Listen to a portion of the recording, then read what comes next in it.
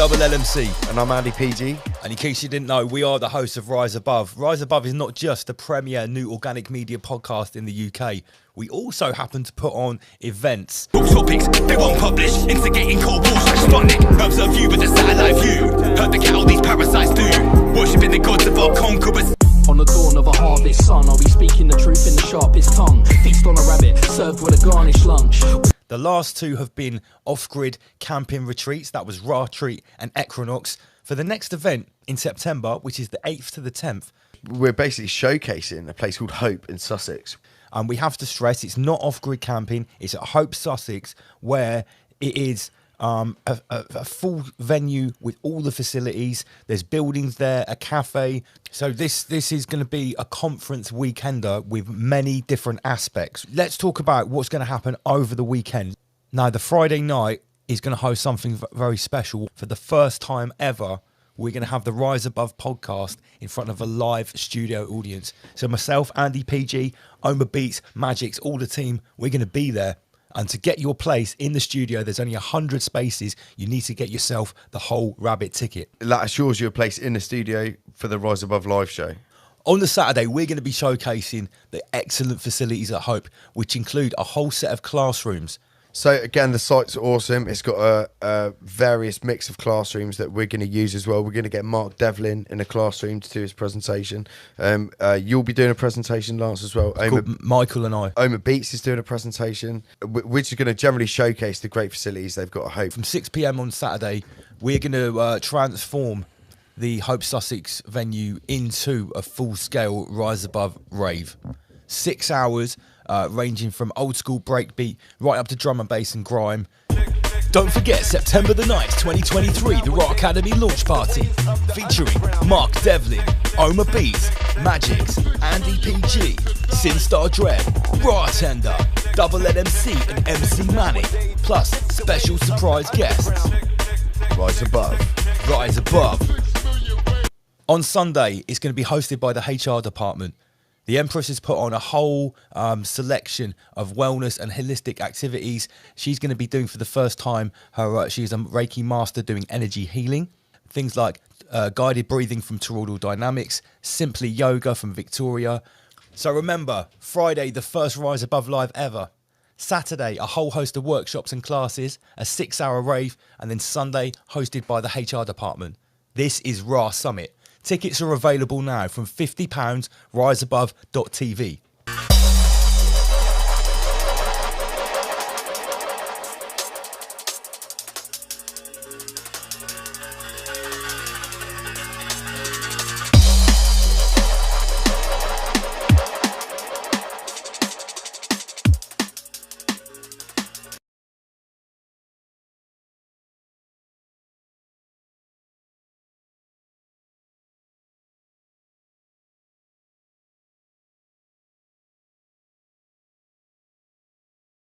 Word, power and sound. Every positive movement, every conversation, every connection, every seed you plant, ripple.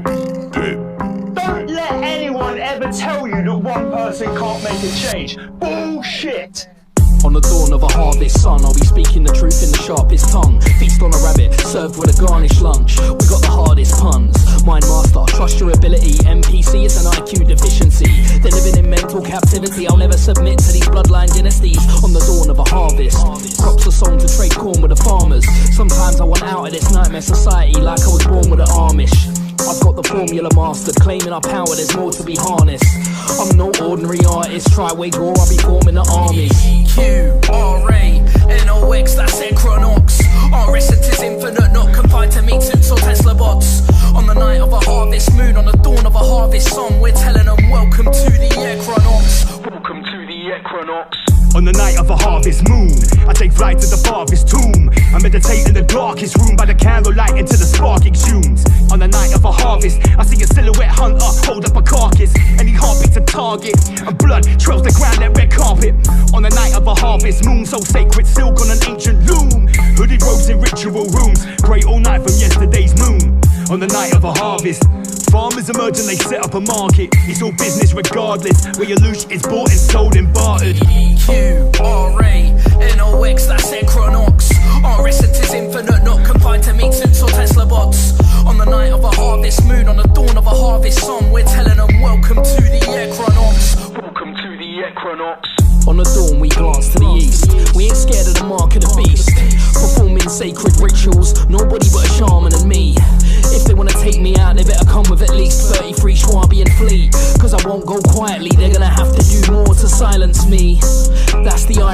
exist in this messed up society. They wanna force their views on our offspring, teaching our children that gender's non-binary. This is social engineering to try fulfill transhuman agenda. Al Gore better come prepared, cause I ain't in the mood to be censored. EQRA, NOX, that's Equinox. Our essence is infinite, not confined to meat suits or Tesla bots. On the night of a harvest moon, on the dawn of a harvest song, we're telling them welcome to the Equinox. Welcome to the Equinox. I'm a freelance quantum gardener with a homemade combine harvester. So when I see your crops wilting, I got the organic rod that will harden them. This realm rotates in cycles in counter-rotational Solomon spirals. Masons build towers like Eiffel and vortex points to drain your vital. Simulacrums appear cyclical, toroidal electro-spiritual. The holosphere projects physical, the manifestational synergy's mythical. We got problems, parasitical inside this torus field is critical. Henceforth mankind is pitiful. Rise and shine, please explain.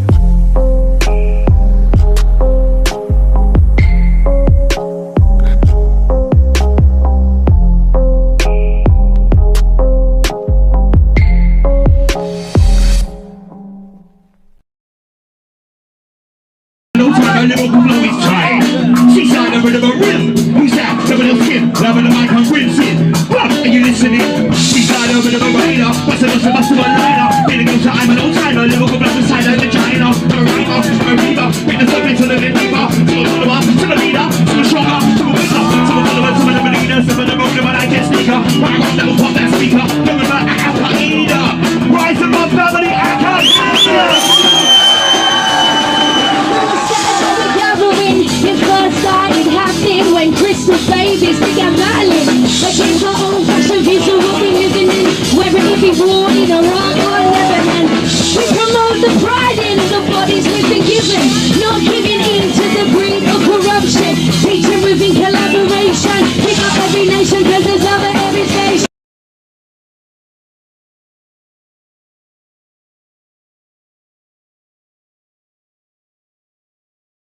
It is, right, we're about to show you what a Ramish settlement actually looks like. Out here in the sticks in South Over Woods.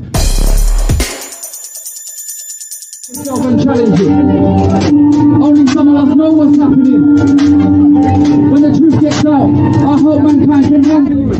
That's what I want to get. I want to get you here. Yeah. That's it.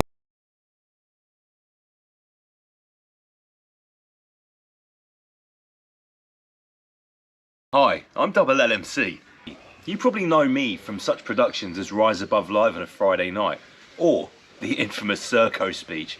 But I'm not here today to warn you about the Soviet Union. I'm here to tell you about an exciting new product from Roots Brands Wellness. It's called Zero In, fully approved by Inspector Veg and the FDA. In each of these organic capsules, it's packed with essential vitamins, minerals and nutraceutical berry extracts plucked from the organic peasant sphere and mixed together in an expert fashion to stimulate and invigorate your meat suit brain. These make your meat suit perform at absolute optimum level. Rise Above simply wouldn't be able to perform at the levels they do without these amazing capsules.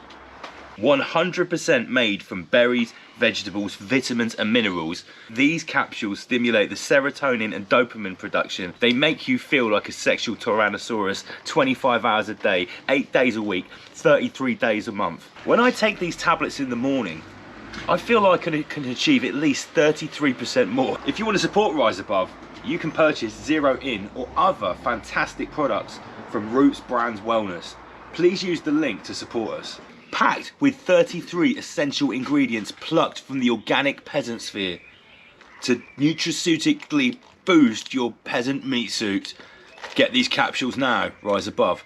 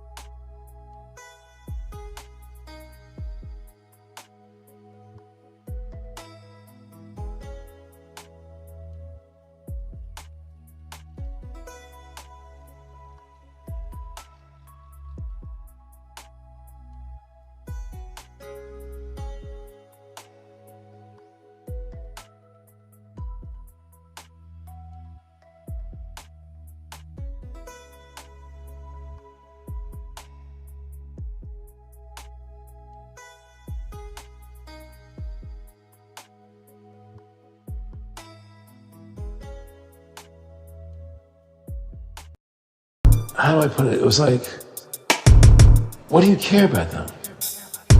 What do you care about those people? What difference does it make to you? Take care of your own life. Do the best you can for you and your family. What do the rest of the people mean to you? They don't mean anything to you. They're just serfs. They're just people. You know, what's the end goal? The end goal is to get everybody chipped, to control the whole society. They want a one-world government controlled by them. Everybody has an RFID chip implanted in them. And if you're like me or you, and you're protesting what they're doing, they can just turn off your chip.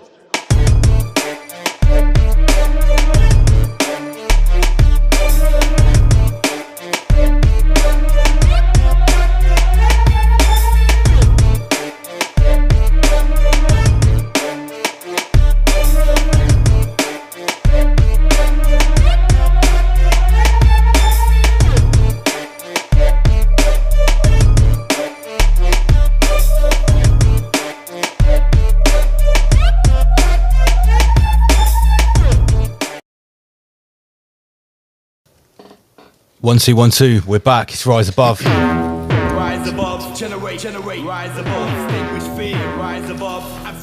Guys, we apologise for the false start. It's Friday night. It can mean only one thing. Rise Above is back. Yes, Jason had a slight hitch with the time zone.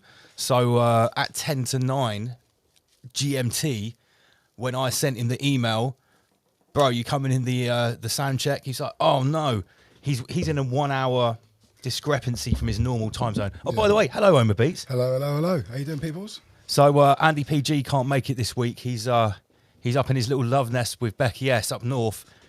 Homer Beats has stepped forward to co-host the show with me this week. Big shout out to everybody tuned in. JJ Recon, James Dinsdale, Flashback. Oh, well, we've got a lot of extra people tuned in tonight. Who else have we got here? WK Alapaha. You're new. Hello. Yeah, so welcome to Rise Above. In case you didn't already know, we are the premier new organic media podcast in the Clansphere. In the simulacrum, in the creator realm. Welcome, everyone. Yeah, so Jason assured me he will be with us in probably about 4 or 5 minutes' time, and I thought, well, if we can't freestyle for 4 or 5 minutes, then I'm no kind of a podcast host at all, am I? No, that's it. I'm sure you can freestyle it, mate. And the fact is, you know, because Jason is such a massive guest, I didn't really prepare anything at all to fill in a gap like this. Hence, we've kept you guys waiting around for 20 minutes. We hope you don't mind the adverts. We tried to make them as fun as possible. And obviously, any of those products that you buy support Rise Above, and we have ethically sourced them ourselves. So, speaking of adverts, let's tell you what we've got going on next week. Next week, we invite back... Oh, yes. Yes. Do you know what? I'm always away for Human Vibration. I've made one. Are you? Yeah, for the second time. I think, how many times has Human Vibration been on the show now? 3 times now, isn't it? No, it's more than that. It's more like 4 or 5. Oh, this might be. I must have been here for that. This must be like the 5th or 6th appearance. At least the 5th. She's going to talk about Lady Diana, is she? Minimum. Yeah, she is going to speak about Lady Diana, but obviously it's going to be on a completely different frequency to what normal researchers would, you know, the kind of approach they're going to have for a subject like Lady Diana and the assassination / psyop, whatever you want to call it. So we're really looking forward to that. However, there has been a bit of a contention between me and Human Vibration in the run up to this, right? Because before anyone had even heard about this submarine thing that's going on, she's already sent me a message. We only communicate on Twitter. That's all she only does Twitter. Sent me a Twitter message and she's like, wait, have you heard what's going on with the Titanic? And I'm like, no. But before you say anything, people are looking forward to Lady Di. Like, I've already had a couple of messages and for people to tell me how much they're looking forward to this presentation, which is next Friday. But I think we've come to a bit of we've broached an agreement. So she's going to do this presentation and she's actually going to try and link it in with the Titanic and then give us the big scoop and everything that she's been finding out about this submarine debacle. Big shout out to everyone tuned in. I think we've probably got a lot of people from the US tuned in tonight. Of course, we are here in the UK. This story this is an international story. Everyone remembers when this happened. It wasn't just it wasn't something that was really just affecting people in this country, I was for thinking sure. the other day about this, funny enough. Not about Lady Diana, just about stories. Most stories are worldwide now because of the internet. Of course. So every country has its own drama going on, but there's always a global drama going on, which kind of link them all together. Yeah, I suppose if the global parasite media, GBM, GPM, sorry, as we coined it, if they want someone all around the global sphere, right, to know about that, then they're going to know about it. Anyone who's got access to the internet.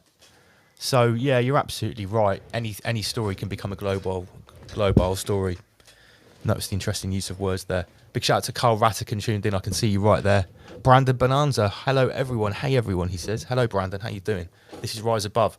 Yeah, so right, I'll let you know about a few things that we've got coming up while we're just waiting for Jason. Don't worry everyone, Jason from Archaix is coming. He's just catching up with the time zone. He thought it was 9 o'clock, his normal time zone, but he's You're thinking in America, in the States, you've got what, 4 or 5 timelines. we forget about shit like that here in our little peasant isle. You know, there's we like only have one. I think it's a 4 or 5 hour coast to difference from coast, east to west. It's crazy. Yeah, it's crazy. We how big you are over there. we only have one time zone in the UK. It's like global fucking base time, Greenwich Mean Time, isn't it? Yeah.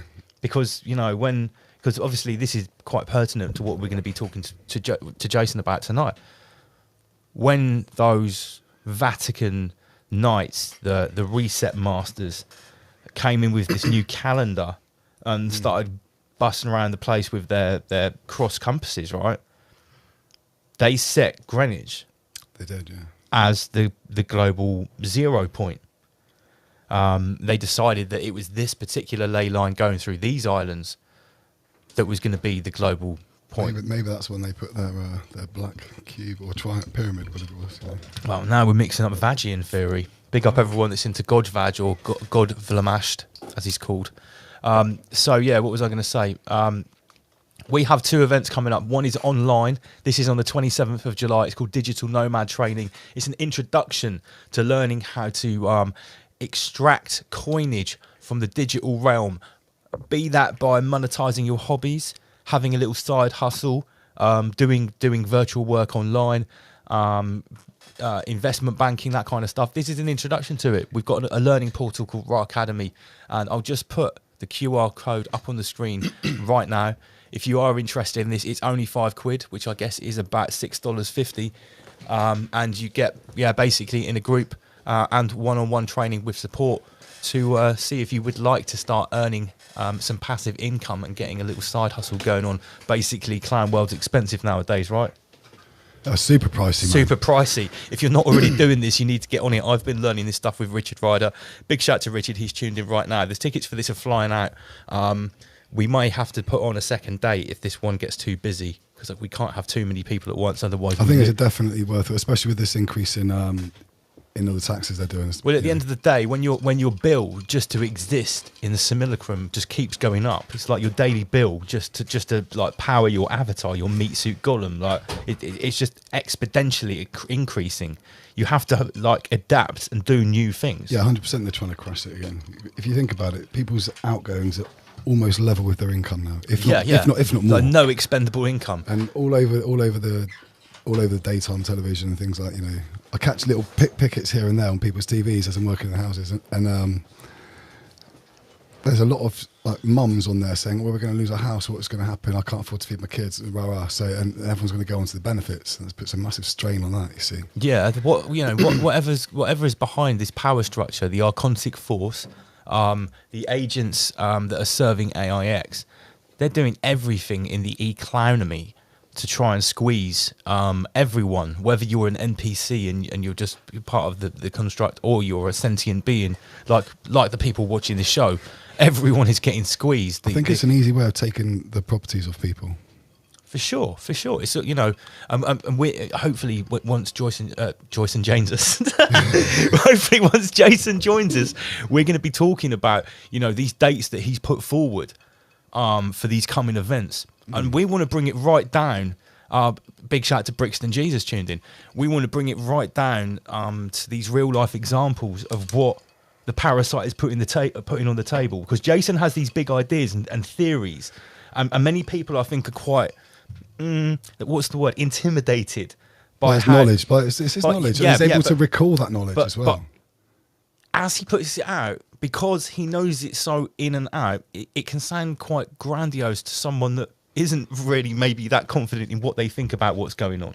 Yeah, right, yeah. Do you see what I'm saying? Yeah, even to people who watch him all the time. Like, I watch quite a lot of his videos now, and even I still think, fucking hell, man, this guy knows a lot. Yeah, it's like, whoa, holy shit! Someone shut the rabbit hutch door. I mean, again, so today he's in a I think it's a bar that was closing down, and he's bought another 9 books. I think he said something like that, or a ridiculous amount of books, and he's like super pumped about it because it's knowledge, knowledge from old time, which is different to new knowledge. Yeah, and another thing I'm going to talk to him tonight about is his library, which seems absolutely an amazing project. He's got the National Library that we need. Yeah, that's exactly that.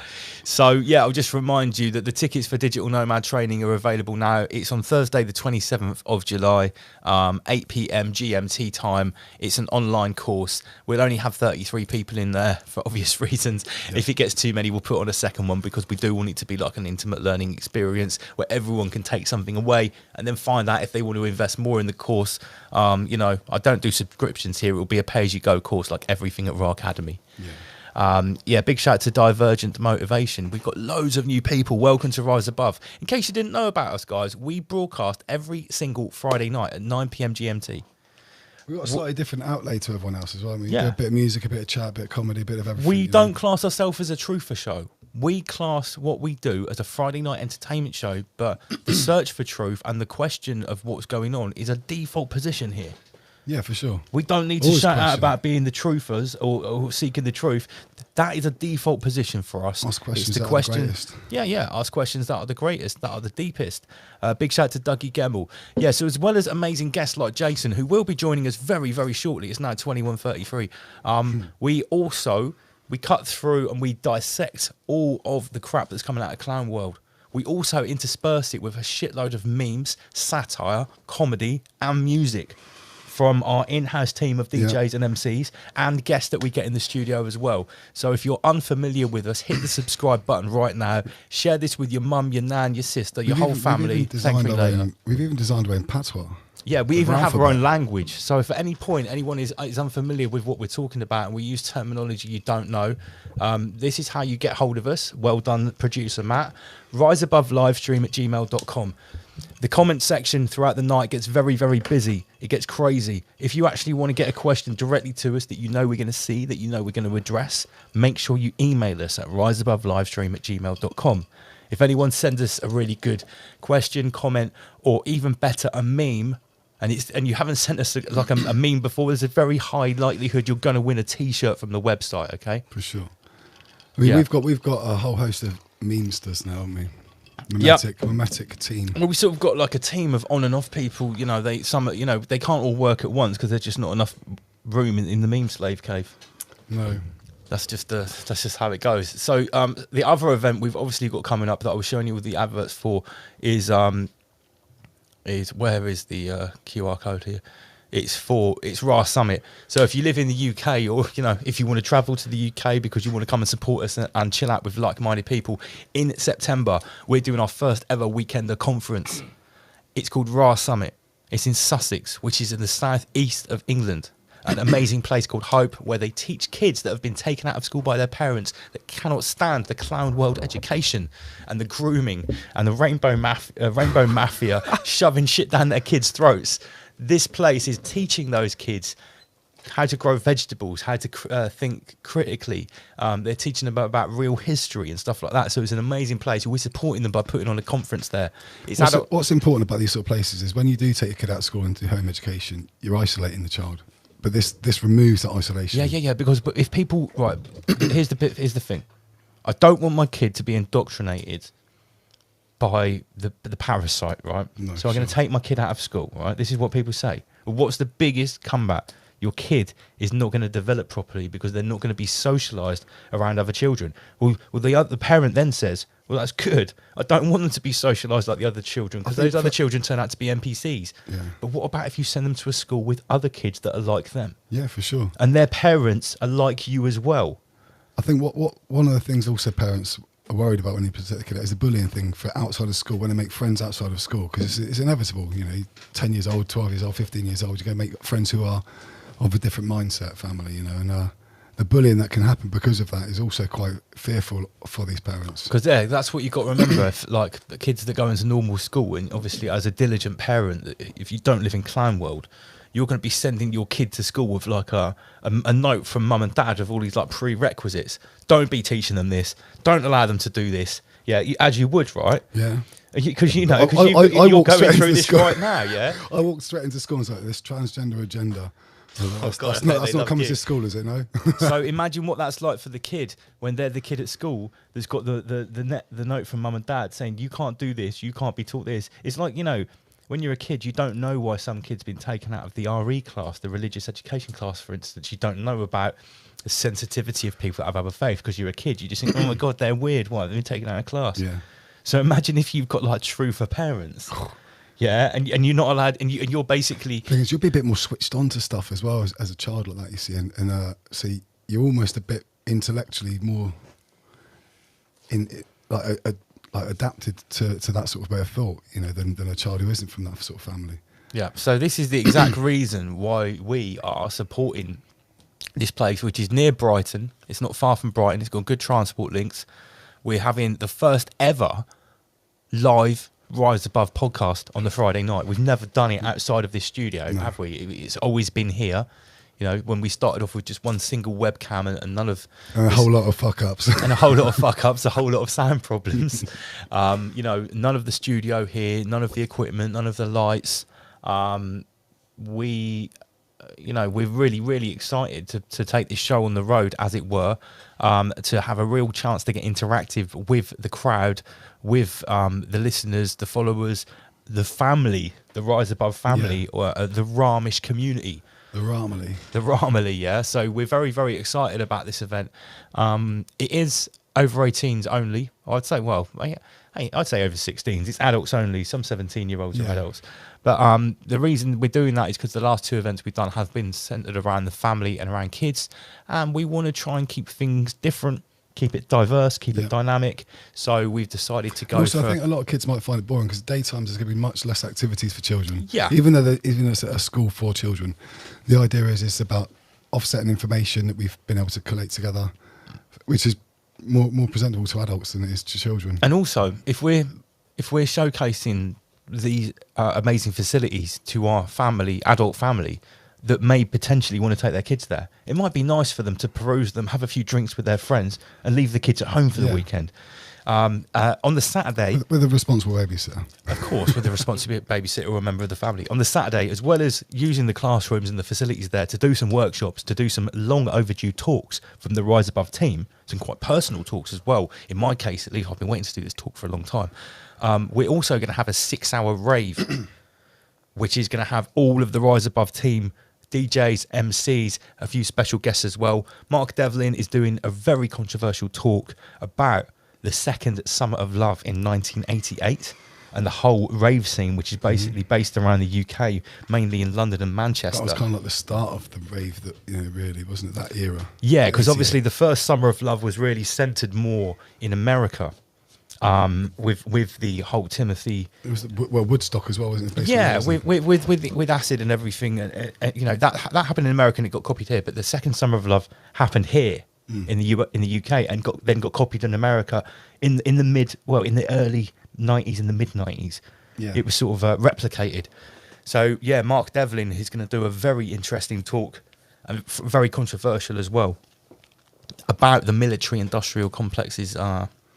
Interventions and influence in that happening. I really look forward to that. Yeah, and he said, ravers might be a little bit upset by his talk, but that's what we want to do at our academy. We want to push boundaries. And then on Sunday it's all down to the HR department, so it's all about holistic wellness. We're going to have guided breathing. We're going to have Reiki healing. We're going to have yoga and a couple of nice select stalls as well. We're going to have the Rise Above merch stand there with some really exclusive bits and pieces. So, yeah, you can get your tickets right now by scanning this QR code, RA Summit. It's the 8th to 10th of September. Get your tickets now, Rise Above. I almost pressed the clown noise then. People do want to come from the States. Is there accommodation there? There are hotels all around, yeah. On Booking.com and Airbnb, you can easily get a hotel around there. It'd be nice to see some faces from abroad there as well. It absolutely would. And also, we do have physical posters and flyers. If anyone wants to help us out and would like to put up some posters or flyers in the UK, predominantly, that's probably the best use of them, rather than putting them up overseas, as much as we like our overseas listeners, and that would be great. Any UK people, if you want me to post them out, please do get on the email. So you've been doing the rounds, haven't you, Lance? I have been doing the rounds. So far, I've done Salisbury, I've done Brighton, obviously around these ends as well. I've been posting things out to Wales, to Bristol. Yeah, so we didn't really do much physical promotion for the last two events. This one, we want to attract new people. So yeah, we're trying to get out there and, get more people on board. Apart from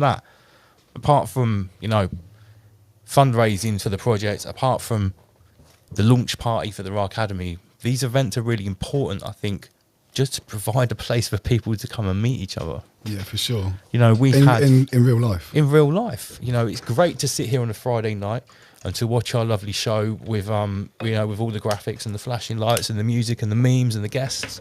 But what we're really talking about is forging something new ways of thinking, new ways of being, new ways of doing, a new community. With the Archaix crew, you guys are called errants. That's right. Which is the term that Jason has coined. Oh, where's the button for that? Oh, wait a minute. Yeah, you need to get on the buttons here because we've got a whole selection. I really. Does Jason know that I rips his voice when we start? I don't know. hopefully he doesn't mind. Do you know what I mean? Where is the first thing he comes and bollocks me for it? Where is oh, here it goes. Better to just cut it off. Control everything. That's Full Metal Rabbit. It certainly is Full Metal Rabbit. Yeah, but basically we think it's very important to meet up and to start forming these connections, these networks. I think so. Through our events and through what we've been doing, we've got loads of new friendships. We've even got a number of relationships. Let's face it, right? So the online community has to be, we need to make it real on the basis that if you think about what they're trying to achieve by their specific dates, which we'll talk about when Jason's on, that's all online. It's all about, becoming part of that metaverse. Yeah, and also by meeting each other in real, you're directly combating that. Yeah, of course. And also all of the fear-based or the dungeon programming, as Jason puts it, that's being pumped out is primarily coming from these screens. I know that everyone's the haters and the naysayers will say, well, you're using the screen now. Yeah. Okay, we know that the internet is a double-edged sword. Yeah. It's a tool for control, and it's also a tool to spread the truth and for freedom. Don't sweat the tech, use it. But the fact is, when you come together and you meet up physically in real life, and there are no screens involved, and nothing is being digitized and sprayed out in a bandwidth to a transponder and then redigitized, the dungeon programming AIX, it can't get involved. No, it can't. It can't get involved. When you go to a gathering or you meet up with a group of people and everyone there is on the same vibration, there are no, Agent Smith characters there. There's no NPCs. There are no sort of rogue NPC meat suits that are just carrying out their programming. Everyone's there on a conscious vibe. They've got the right intent. That's when, all of that programming fades away. I think. I suppose that's why our events, the last two we did, were so important because they were in a place where it was just cut off. Oh, politics. No, that's the wrong button. Where's the cut off button? Cut off. This one here. Better you just cut it off. There you go. That's it. It does say on the screen. We've got the annotated up there. The AI can't control everything. That's right, Jason. It can't control everything. He hasn't turned up yet, so we have to use buttons with his likeness on. It's like a digital avatar. I can't wait for him to be here. To be fair, not that we're rushing him, but I need to check. I've my got a lot email. of things that I wanted to know from him. Yeah, you know? no, we've been listing the points before he gets here. All right. Well, he sent me the last email at like 3 minutes to 9, saying, "All right, I'll see." I said, "All right, don't worry, we'll see you in half an hour." And he sent one at 41 minutes ago. Awesome. So technically, he's only 9 minutes late. We'll let him off. Remember, I've told you guys many times, you're an errant, which means you're a problem. That's the best one. Yeah. That's the best one. That's really good. What's everybody saying in the chat? Who have we got here? Looks like we've got a call from Mr. PG here. Oh, Andy Sheldrake's calling me. Hold on. Yes, can I help you? Yes, it is Rise Above. You're not live on Rise Above, but I am. Oh right, yeah. Sorry. Okay.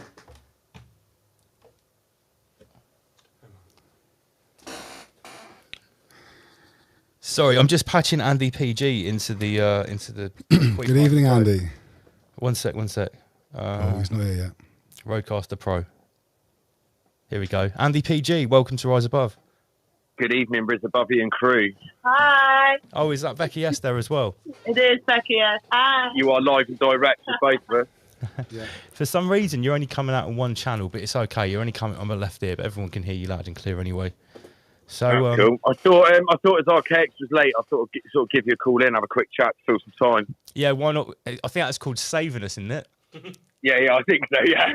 As you can see, mate, I haven't even made a swab show or anything because it was like Jason's coming on. I was like, sweet, I'll just prepare some questions.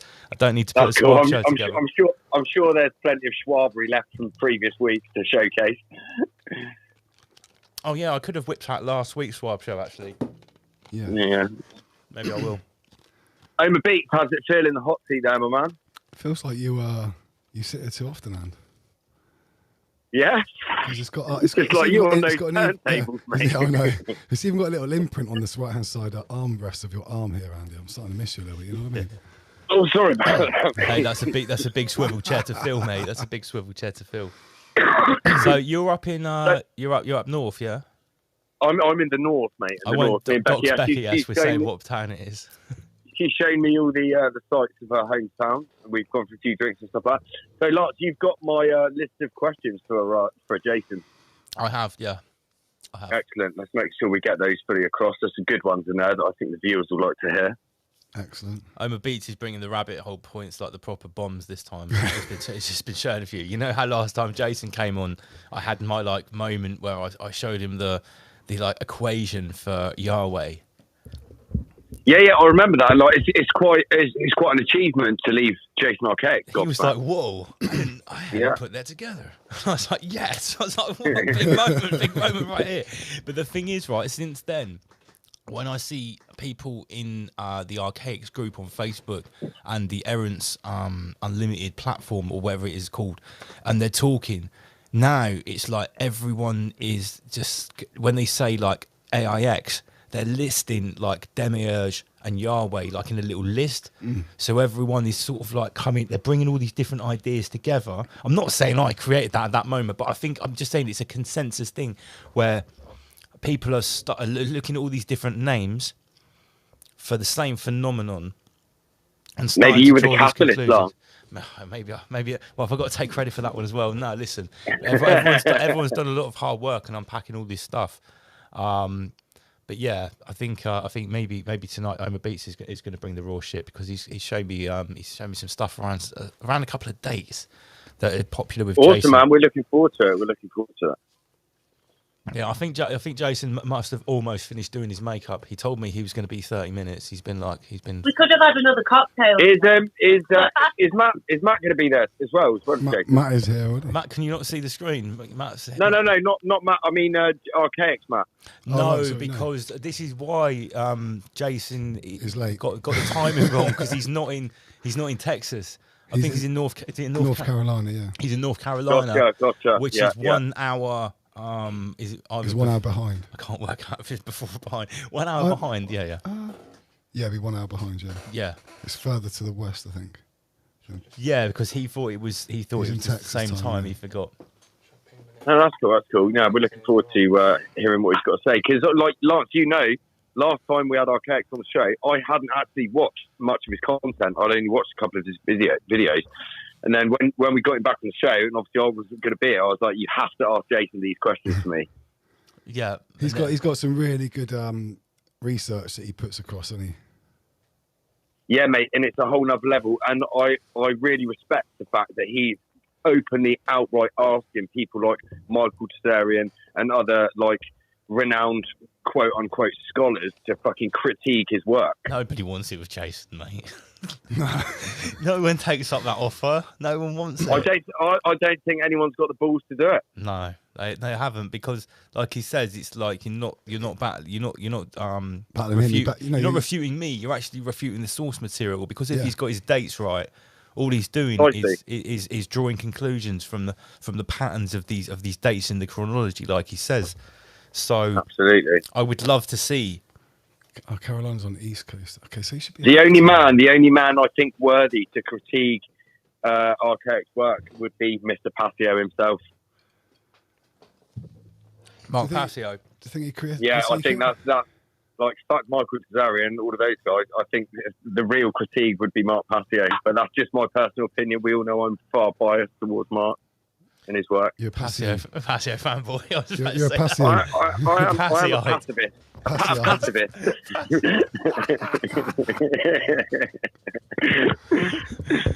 Anyway, guys, I'm not going to take up too much more airtime. No, please join us, because we're just wasting time until Jason gets here. No, it's all right. I have found some funny memes. Yeah, get your memes up. Yeah, get your memes up, boys. I might call back in once Jason's got the gist over. I might call back in if I want to. Feel free. I'll leave the phone connected. You can just call in any time. Yeah, do it. All right, okay. Cool, guys. Well, no, I'm going to sit back, enjoy the show with Becky S, and you guys have a good show, and I'll speak to you later. All right, speak to you later, Andy PG. Have fun. Okay, right, bye, Becky S. Passio is a clown, says Benny Breaks. Benny Breaks says Passio is a clown. Benny Breaks. Send him an email, mate. Benny Breaks, send Passio an email, mate. Nah, Benny Breaks, send us an email. Give us a breakdown. Why is he a clown? King Clown World. Mate, I'm open to it. I'm not biased. This is Rise Above. Everything is on the table. we get everything out on the table here, man. We get everything out. Andy PG won't cry. Passy clap. No. I'm big enough and ugly enough to handle that. Anyway, cool, guys. Right, I'll speak to you later. All right, mate. Speak to you later, Andy PG. Easy. Okay, so while we're waiting for Jason, he's almost finished doing his makeup. Something that's quite popular that we do at Rise Above is we look at what we can farm from the meme verse and from the outer clown sphere, basically the mainstream media. I think you should get up your little the cycle of memes. I don't have it to hand. I don't have it to hand. That would be good to share with the people. It would be good to share. It would be good to share. But look, I mean, I would start with something like this just because it's fairly, it's of good spirits. What side effects can I expect? World depopulation, lockdowns, climate taxes. I probably shouldn't read it all out because I'll get some sort of like violation from Al Gore. In case you don't know who Al Gore is, that's the algorithm.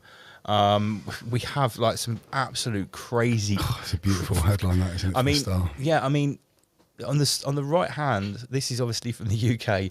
The Daily Star, in case anybody doesn't know, is like what we call like a tabloid. It's sort of like a cheap sort of semi-entertainment paper. And the one on the left, The Guardian, is what we would class as like a higher brow. Is it a broadsheet? It's a broadsheet because that's where it would have started off as a broadsheet, wouldn't it? So it's a newspaper of the year, apparently. Guardian is left-leaning. The Star is sort of like working-class, right-leaning, I guess, if it's even political, which it probably isn't. But anyway, I won't even repeat the thing on the left. Oh, look who we've got in the house. Boom. Just when the time was right. I'll just let him compose himself. Yeah, so it's not our fault. It's these crazy, stupid time zones. I mean, what are we going to do? You can't expect a man like Jason to stick to any form of a clown world timeline. Of course. At the end of the day, this is a construct. So, here we are on the 23rd of June 2023. in this 23. in this grand, yeah, 23. Add the two together, what do you get? Oh, wait, stop. Oh, yes, it's a special day. This is not the first time we've been blessed with the opportunity to speak with Jason Brashears of Archaix. This is the second time, so we welcome him back. And I'll just let him finish him sipping this coffee, and I'll press the button. Jason, welcome back, bro. How you doing? Man, I'm good. How you guys doing? Oh, it's great. It's great to see you, mate. And we didn't even need to do a sound check. Straight off the bat, first things first, you're sounding great. We can see you. You can hear us. We can hear you. We're off to a flying start, mate. How you doing? Awesome. I got a new mobile camera set up independent of my laptop. I'm in a hotel room right now. I'm sorry, man. We scheduled this before I knew that my girlfriend was going to haul me halfway across the country to some resort. Can't be bad, though. It can't be bad for a little holiday. Yeah, it's good. It's all right. How's my audio? Mate, you sound absolutely fine. So let's get it straight. Normally, when we spoke to you last time, is it from Texas you broadcast, right? Yeah, I'm in the Eastern time zone now. Normally I'm in Texas, but right now I pretty much got Georgia, Alabama, Mississippi, and Louisiana in between me and Texas. Oh, okay. So you've been doing a lot of stuff on the road. It was six months since we last touched base, and I've got to say, first off the bat, right, 19,000 views now on that video for Rise Above. Wow. That's more than twice more than any of our other. No, I think we got to 11,000 on another still video. 19,000 still our achievement. Yeah, it's our highest ranking video. So we just want to say thank you very much, Jason. For taking the time. You're very busy now. Well, look, I think there's a really good way that we can get a whole lot more traction to Rise Above if we schedule a video. It doesn't have to be a Friday video. You doesn't have to interrupt your itinerary. You guys do good just every Friday. But if you guys want to do like an hour and a half, just chat and talk, and we can record it, I can upload that to my channel, and then it would introduce you to a larger demographic, because a lot of people on my channel don't go to the links when I do podcasts on other channels. Sure, but that'd be awesome. If I was to bring you guys on a chat onto my channel, I think what you're doing is going to blow up, man. Oh, mate, Big John, and Matt and I, we check you guys out. We're looking at your chat sections a lot. We like what you're doing, and I like your Rise Above TV deal. And you got some videos that are not really suitable for YouTube. I'd like to put them on Archaix.tv because it's exploding right now. Wow. Yeah. Okay, mate, I'm really honoured at that offer, and yeah, I'm definitely going to take you up on that. And just to go a little bit further, like the support that we've had from you and Matt since the last appearance that you've had on Rise Above, whether it's been Matt with the merch, you've said a few words about how you like our show because we're doing something different. I've made little shorts out of it. It's really helped, bro, and I can't thank you enough. And even further than that, at our last event, I spoke to some people that came to our event purely off your recommendations. And they didn't even, I was speaking to them, they didn't even know me. They're like, wait a minute, are you the guy that interviewed Jason on that show? And I'm like, yeah. And, they'd come purely off your recommendations. A lovely couple. Oh, fuck, I wish I would remembered their name. That would have been much better for the story. But yeah, cool. Mate, it's great. What we're all building together in our little units, I think is fantastic. That's what it's all about. I've been even though this is a vacation, I'm going to turn it into something else just because I'm going to a new location. Look what I got from the antique shops just in this one small town. I literally have a library full of books. I saw that you stopped off at a place, didn't you? The Champagne from bar. The 1800s. All these books. Yeah, that's like 30 books. All these from the 1800s, guys. Three full boxes. Wow. Fantastic finds. So you've often said that you still are trying to decode and put down into another format even the stuff that you read in prison, but you're still collecting more books on top. Listen. We all know that history's been redacted. We all know that there's major players in the game for whatever agendas they're pushing at the time. They have created whole new publishing companies to release whole new versions of older histories. We already know this. It's very easy to isolate it once you know the players. Once you know the players, you can identify the game. So I like to go through all these books to show people on my channel the differences in agendas in the reporting of history. However, these old books have a lot of value because there's a lot of material that is in there that helps us basically decode reality. And what I mean is the historical timelines that I have uncovered and showed these patterns, cycles, and epicycles. This is coding. Yeah. These events didn't really happen. They were programmed into the past so it would help us more navigate where we are today and attempt to predetermine our destinations. Something is trying to anticipate us, and the best way it can do that is to modify our past because that conditions our present behavior. So the more I study ancient history, the more I see the operation of a diabolical mind behind the publication of all these books. And it's genius. We literally live inside an AI construct. And it is constantly modifying reality and modifying our perception of history so it can corral us into certain routines in the future. But the simple act of exposing this behavior actually causes it to become more debilitating. The more and more people wake up that everything is coding, the weaker the coding becomes, and the more the narratives explode because it's in a panic trying to get people to believe in something. It doesn't matter what it is. I'm really, really enthused that you've just said that, and obviously this thought that you've just made me come up with now. There were about 5 questions before that; they've just flown out the window. Are you suggesting that as more people are starting to, cliche term, wake up, more people are starting to question these consensus narratives, more people are starting to adopt the stance of an errant, that the construct is actually fighting back by pushing out more, I call it like clown content, like stupid storylines, bullshit, energy harvesting, unbelievable stories. Yeah, unbelievable. Yeah, that always seem to have a binary opposition. Was it this? Was it that? That everyone's just peasant arguing about. Are you trying to suggest that those two things are directly linked? Absolutely, absolutely. Since 2020, it started in 2020. In 2020. The mass media began to pump out multiple narratives, and many of them are they're antithetical to one another. And it doesn't make sense. The media seems to be falling apart since 2020. It doesn't even care. It doesn't even care anymore that people understand it's all lies and bullshit propaganda. It still pumps these narratives out and empowers them with all these agendas and organizations that are paid by these controllers to continue these narratives. And there are many agencies out there that actually plant evidence for news agencies to find to perpetuate these frauds. The whole space NASA narrative is one. This is why they've jumped the gun and now talking about extraterrestrials. This is why the Pentagon is now doing leaks on we've been following UFOs. This is why the military officials are now allowed to speak about things they were never allowed to speak about before.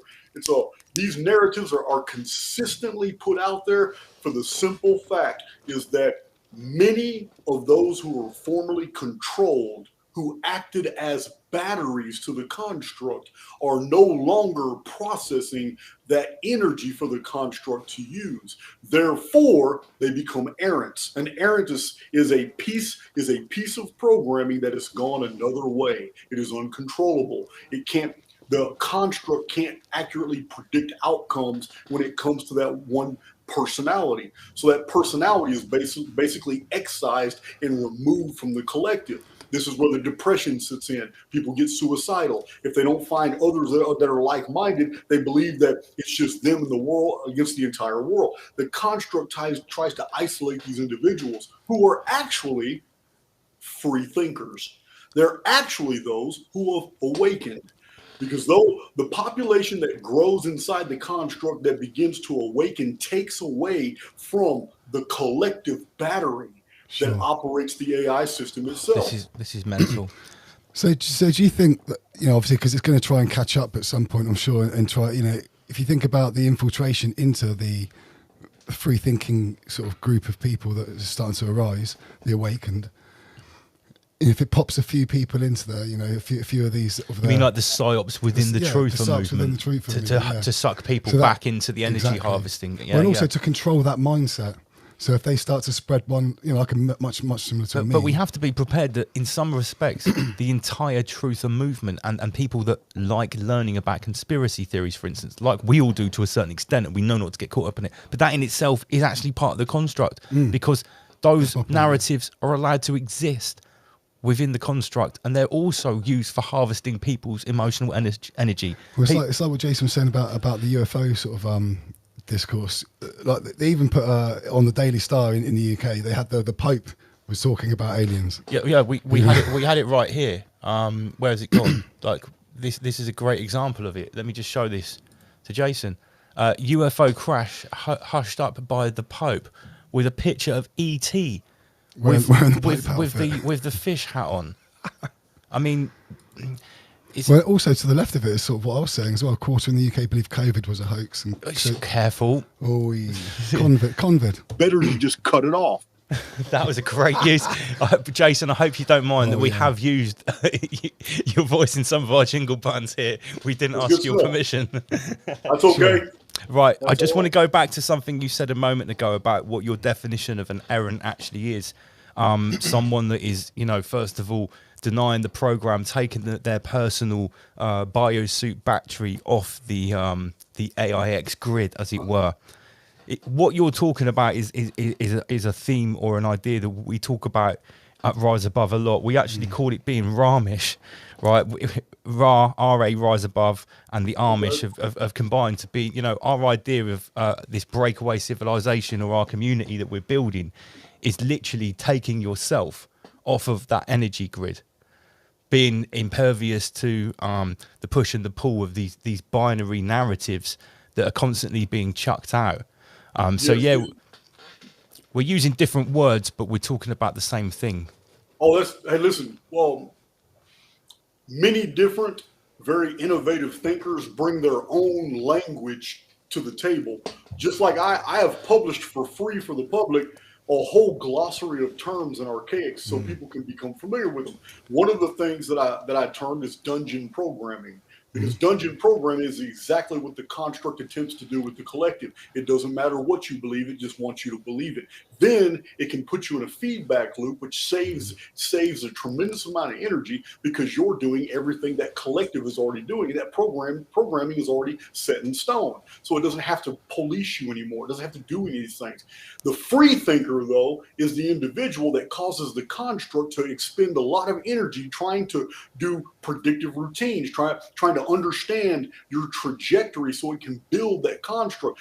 It is the awakened individual who experiences Mandela effect. It is the awakened individual who notices the synchronicities, experiences deja vu, understands that a lot of the pattern recognition they suffer is just a problem with the programming, not perception. The construct has a real problem trying to create reality tunnels for you and for me because we are breaking pattern. And breaking pattern is the one thing the construct does not want anyone to do because it's just the opposite of choosing a polarity. Right and wrong, good or evil, Democrat or Republican, globalist or nationalist. It wants you to pick a side so it can put you in a feedback loop and continually put you into contact with other people who are suffering the same dungeon programming, and you're now corralled into that existence. The free thinker is the one who causes the construct to expend energy. You can't use that individual as a battery. I suppose this is why subcultures are so important to the construct, because they can label you and get you into a way of thinking about a certain group of things, you know. Well, it's for those who don't want to stay within the larger socio-economic mental pen of just being an average normie. Oh, I'll become this or that. I think about. I suppose the mods and the rockers was what some of the first sort of subcultures they labelled it. Well, who started all that stuff? It was likely the Tavistock Institute, and I guarantee if Sheep Farmer here that in 5 minutes they'd show a link between the Tavistock Institute and the invention of the subcultures that were primarily in the US and America, like these, you know, mods, rockers, punks, and all that kind of stuff. Right, Jason, you've said something really important there, I think, and you've said about creating your own language. We've done something very similar to you. You said you've made a whole glossary of the terms that you've used in your own work to describe what's going on. We've done something very similar. It's called the Ralphabet or the Ralphabet, Ramish patois. I think it is very important, but sometimes we do forget that not everyone has been watching since day one or listening since day one. So often I like to recapitulate, take things back to basics, back to first principles, and go back to these definitions. And I'd like, if you don't mind, just to do that with you for a moment, because obviously we have lots of your viewers, your listeners, which are very, religiously watch all the time. They know what everything means. Not everyone that watches Rise Above may have watched the first episode, right? So let's do like a little pop quiz, okay, with some of the terms that your terms that we're throwing around. Jason Brashears, what does Archaix stand for? First of all, it's a play on words for archaic, something that is very old, but it's actually an acronym. Archaix, each letter is for Advanced Research of Chronological History of Artificial Intelligence X. Whoa. Yep, AIX. Advanced Research. Chronological History of it. I'm just unpacking that.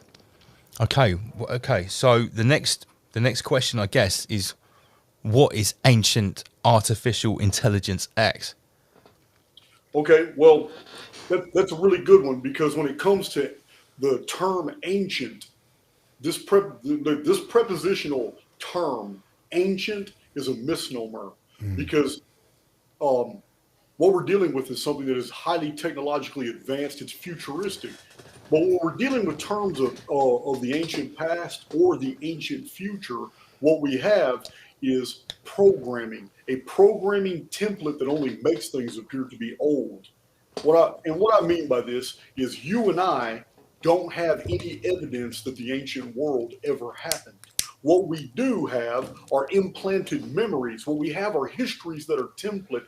It's a template of history full of cycles and epicycles that should not exist. I have documented them so meticulously on Archaix, I have yet to have a single person come forward and write a refutation that I can publish on YouTube for everybody to see, so I can give answer for it. The mathematical perfection of the historical record is unnatural. It cannot have happened the way I've documented, and yet I've cited all my sources. Therefore, we're dealing with a mathematical construct by which all this continuum flows through. It is a template. It is probably a program that souls, personalities have flowed through multiple times. And this is where we get our little programming fossils and our parts, and we get residual programming that is found that doesn't make sense to those that find these artifacts. Even in programming of vernacular, the term artifact applies. An artifact is a piece of prior programming that doesn't belong where it is found.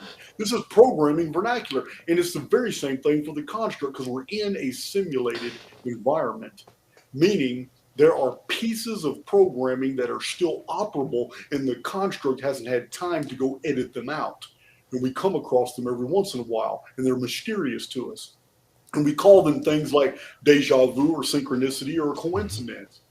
But the real answer to this question lies in the fact that you and I actually exist outside of the construct, and we're experiencing all of this artificiality by something that is so extremely technologically advanced that it can take a simulated biology and merge it with a absolute ethereal psyche. And this is the central nervous system. There is nothing like the central nervous system that has ever been designed that we can find inside the construct. It is the bridge that links the psyche with the simulation. Therefore, the real you is somewhere on the outside of the construct, and you're only temporarily experiencing things in here. This necessarily implies that the time dilation that we have experienced, my avatar was born in 1973. But I have no evidence that the programming goes back beyond 1902. 1902, the program. Uh-oh. As soon as he dropped the first 1902, date, it's the 1902 Jason's date, back in the blink, he's back in the Okay, blink of an look. eye. Yeah, I'm on. Hey, just because I knew I was doing this podcast a couple hours ago, I went and bought this mobile Wi-Fi broadcaster. Aha. Yeah, so I got that 100. looks like quite a powerful, beefy one, Jason. Nice. I don't know, man. I don't know about all that, but it's got us talking, so I'm cool with that. That's good enough. Well, you were back before I even had a chance to like say something witty about like the first time you dropped an important date, like 1902. Let's get back to 1902 real quick. Go on. So you and I don't have any evidence whatsoever that history even happened prior to 1902. Memory is not evidence. Artifacts are not evidence. All these are traces of programming that are left there for us to interpret. So what I'm saying is every bit of this experience could be happening. It might only be 19 minutes in the real world. But to us, it's an entire lifetime. And that lifetime is impregnated with memories that are artificial. They're not really ours. And those memories are attached to all these pieces of programming, like these books here, pieces of programming. In the construct, I'm holding books from the 1800s. In the construct, this is how my avatar interprets this phenomenon. Outside the construct, I'm a personality and I'm jacked into a data field. And this data field has me believing I am this physical avatar, Jason. And I'm traveling around with Big John in this hotel, and my girlfriend is a few miles away at some yoga retreat doing weird stuff. So I don't know. I'm just saying this is my avatar, and my avatar is very restricted by the agency of the central nervous system. The central nervous system polices what I'm allowed to perceive inside the construct. So we have this holosphere where the construct operates within, and it can't govern Jason anymore. It can't govern many individuals who have awakened. So when this avatar expires, it will eject. It's called the Exodus. It will eject Jason and others who have awakened. There's no telling. I'm a hard-headed SOB, all right? I learned by experience. You can't tell me anything. I've been this way all my life. It landed me in prison for 26 years. I wasn't even supposed to stay there that long. It's when I got down there, they tried to tell me what to do, and I wouldn't do it then. I'm just hard-headed. So I would not be surprised if I have lived through the same programming template hundreds of times and looped right back to the beginning with all my memories in place and everything. And there was a different version of Jason, and he grew and he matured and became more spiritual. And then all of a sudden in this avatar, I start the same way that I started in all my previous incarnations in the programming. But something changed. In this round, I woke up. And instead of treasuring that new perception, I've done everything in my power to share it, to help wake others up.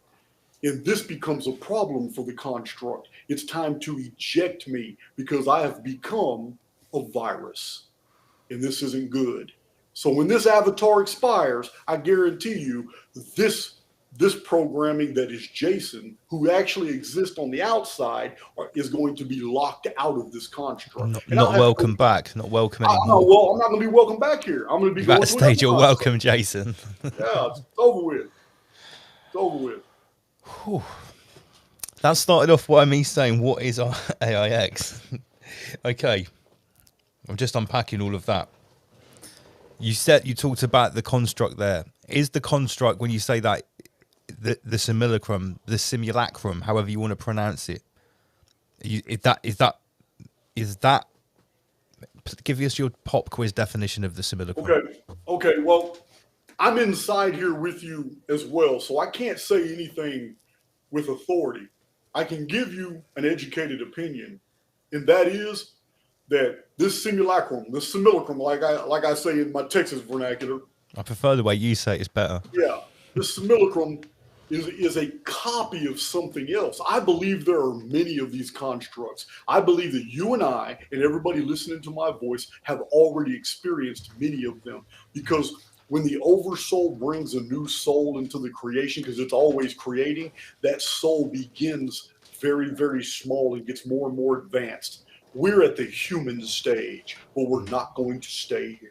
Human refers to the avatar, and the avatar is polarized by gender, but the immortal within is genderless. You can be male or female in whatever constructs you go through. Right now, I'm a male, and I'm a Caucasian, or for those who get offended by that word, I'm white. But I'm going to tell you now, there are times in my programming history where I have been black, Indian, I've been to Sumatra, I've been Etruscan, I've been Roman, I've probably been a Phoenician galley slave chained to a ship, forced to row for the rest of my life just to keep my family alive.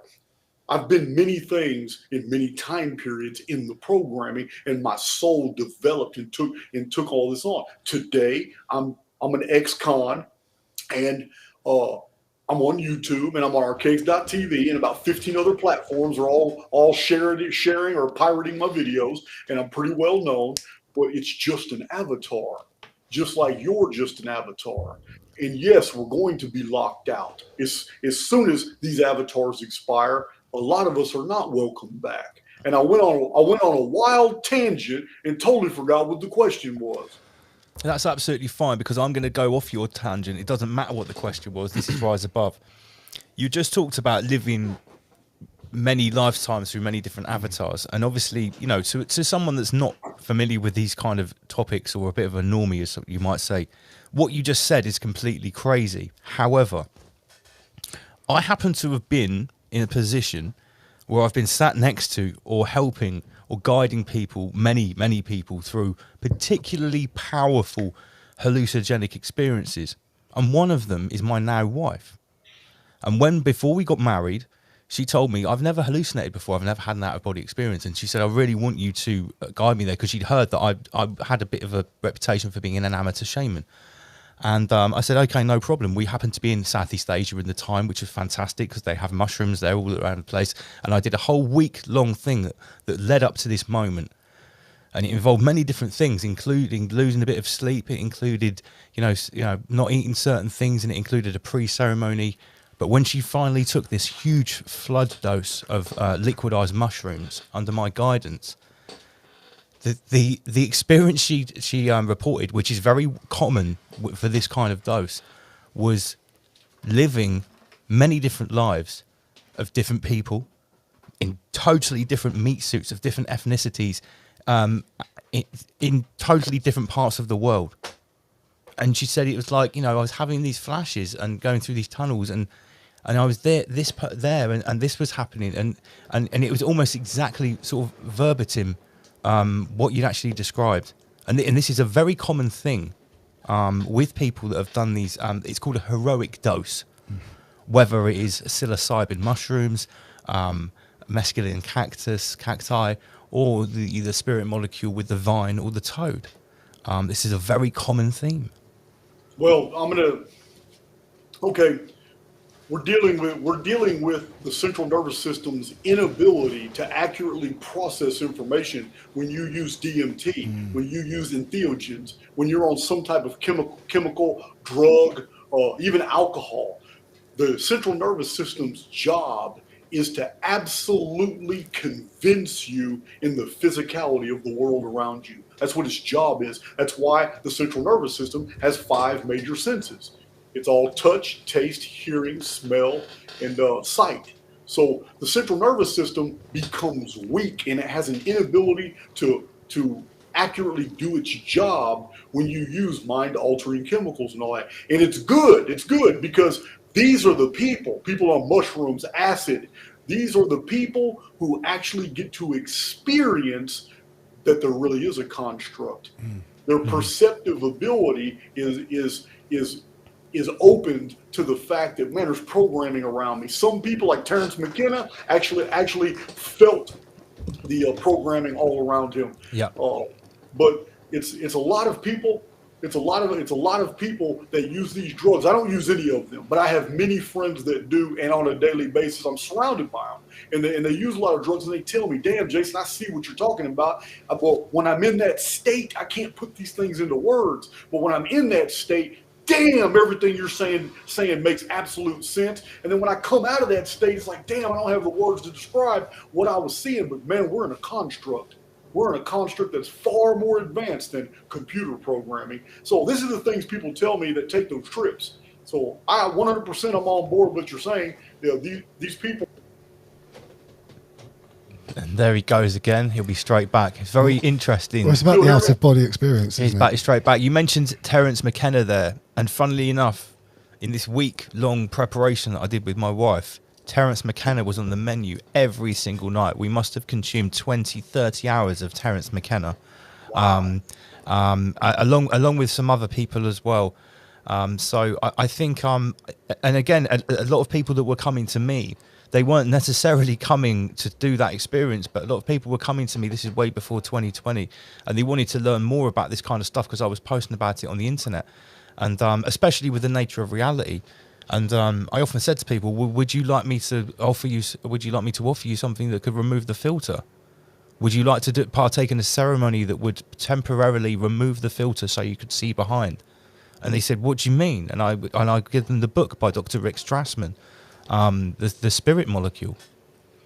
And I said, if there was to be some consumption of this, I could oversee it for you if you would like, and do the appropriate preparations to make sure it works, basically, so you don't just get some stupid colours, and many people were like, wow, it's like, you could read about all of this stuff, and it's lucky that we have people. What I'm trying to say is it's lucky that we have people like you, Jason, who are able to articulate this for those that haven't actually physically experienced it themselves, because not everyone has the luxury or the tenacity to go and do something like that, shall I say. Well, I do want to clarify one thing. It's I have experienced this, but I didn't do it the way we're discussing right now. I have actually engaged in fasting where I didn't eat for over a week, and it's the same thing. It completely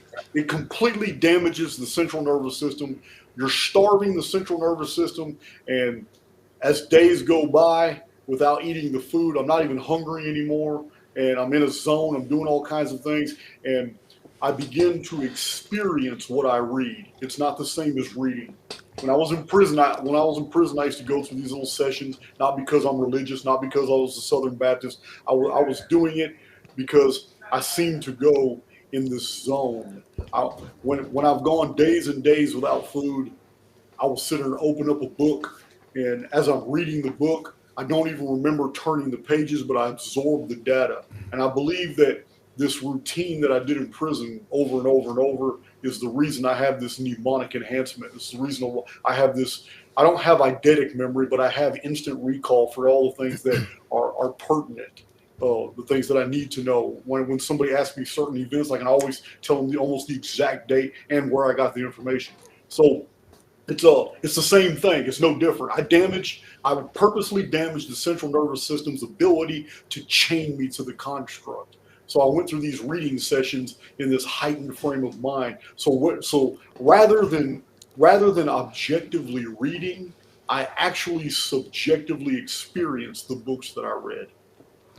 What's interesting is why do you think the construct puts these, like the chemicals and all the other methods of being able to alleviate yourself from the construct? Why do you think they put them in front of us? Well, it's like a computer game with a cheat code built in, or when the new game comes out, everyone looks for the hack in the game where you can fall through the floor. Sure. They look for the breaks in the game. But hey, I'd love to answer that. I would love to address what he just asked. Yes, please. Go for it, please. And man, you have to apologize. I talk to a lot of people, man, but I can't remember your name in the green shirt. Oma Beats. Andy. All right, Oma Beats or Andy, yeah. Okay, check it out, Randy. Randy? Native Americans.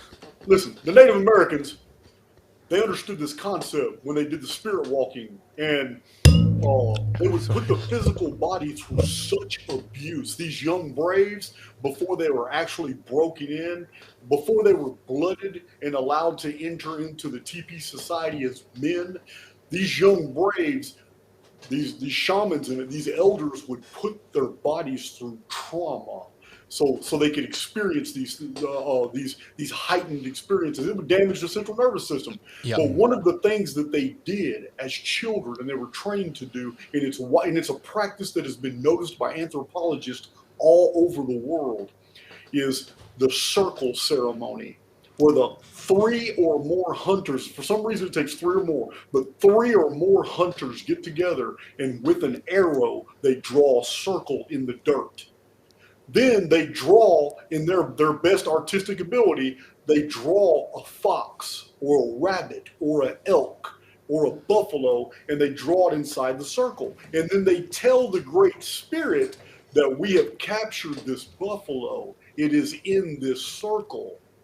And we have killed this buffalo with this arrow and with our knives, because the arrow's not going to kill a buffalo. All it's going to do is get it to stop running if you hit it in the right spot. Then you got to go over there and do the bloody work.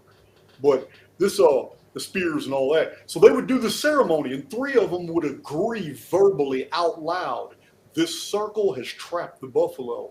This arrow and our knives have killed the buffalo. Then, once they had agreed that this was true, they took the same arrow and they broke the circle to let the buffalo out, and then they hunted the buffalo, and they found the buffalo that day, and they fed the village, and they killed the village. To them, it's programming. They just didn't have the frame of reference to say that we are creating our own programming, but they did. This is the whole purpose throughout thousands of years of human history. It's the entire purpose of ritual. Ritual is knitting your own programming into the construct because it will accept it. The construct is a neutral field. This neutral field will accept your programming and feed it back to you as expected. But somebody has weaponized it, and now it's called the media. So we have another break. And you guys can still hear me? Yeah, sorry, no, I just pressed the bomb button because what you were saying there was so powerful about rituals, mate. Sorry, we have a whole load of sound effects here. I should have warned you about that. I just wanted to rewind a little bit because I wanted to point out that what we were talking about with stripping back the filter that allows you to see past the construct. I wasn't suggesting that it was all about taking drugs, and I just made a little note here. And I'm really glad that you talked about ritual, Jason, because whether it's breath work, meditation, or fasting, these are all methods, whether it's setting an intention with a ritual or doing something that is literally stressing your central nervous system. These are 2 different pathways to essentially the same thing. With my breath work that I try and do in the mornings when I get time in my little morning ritual, for me, it's all about actually trying to leave the meat suit.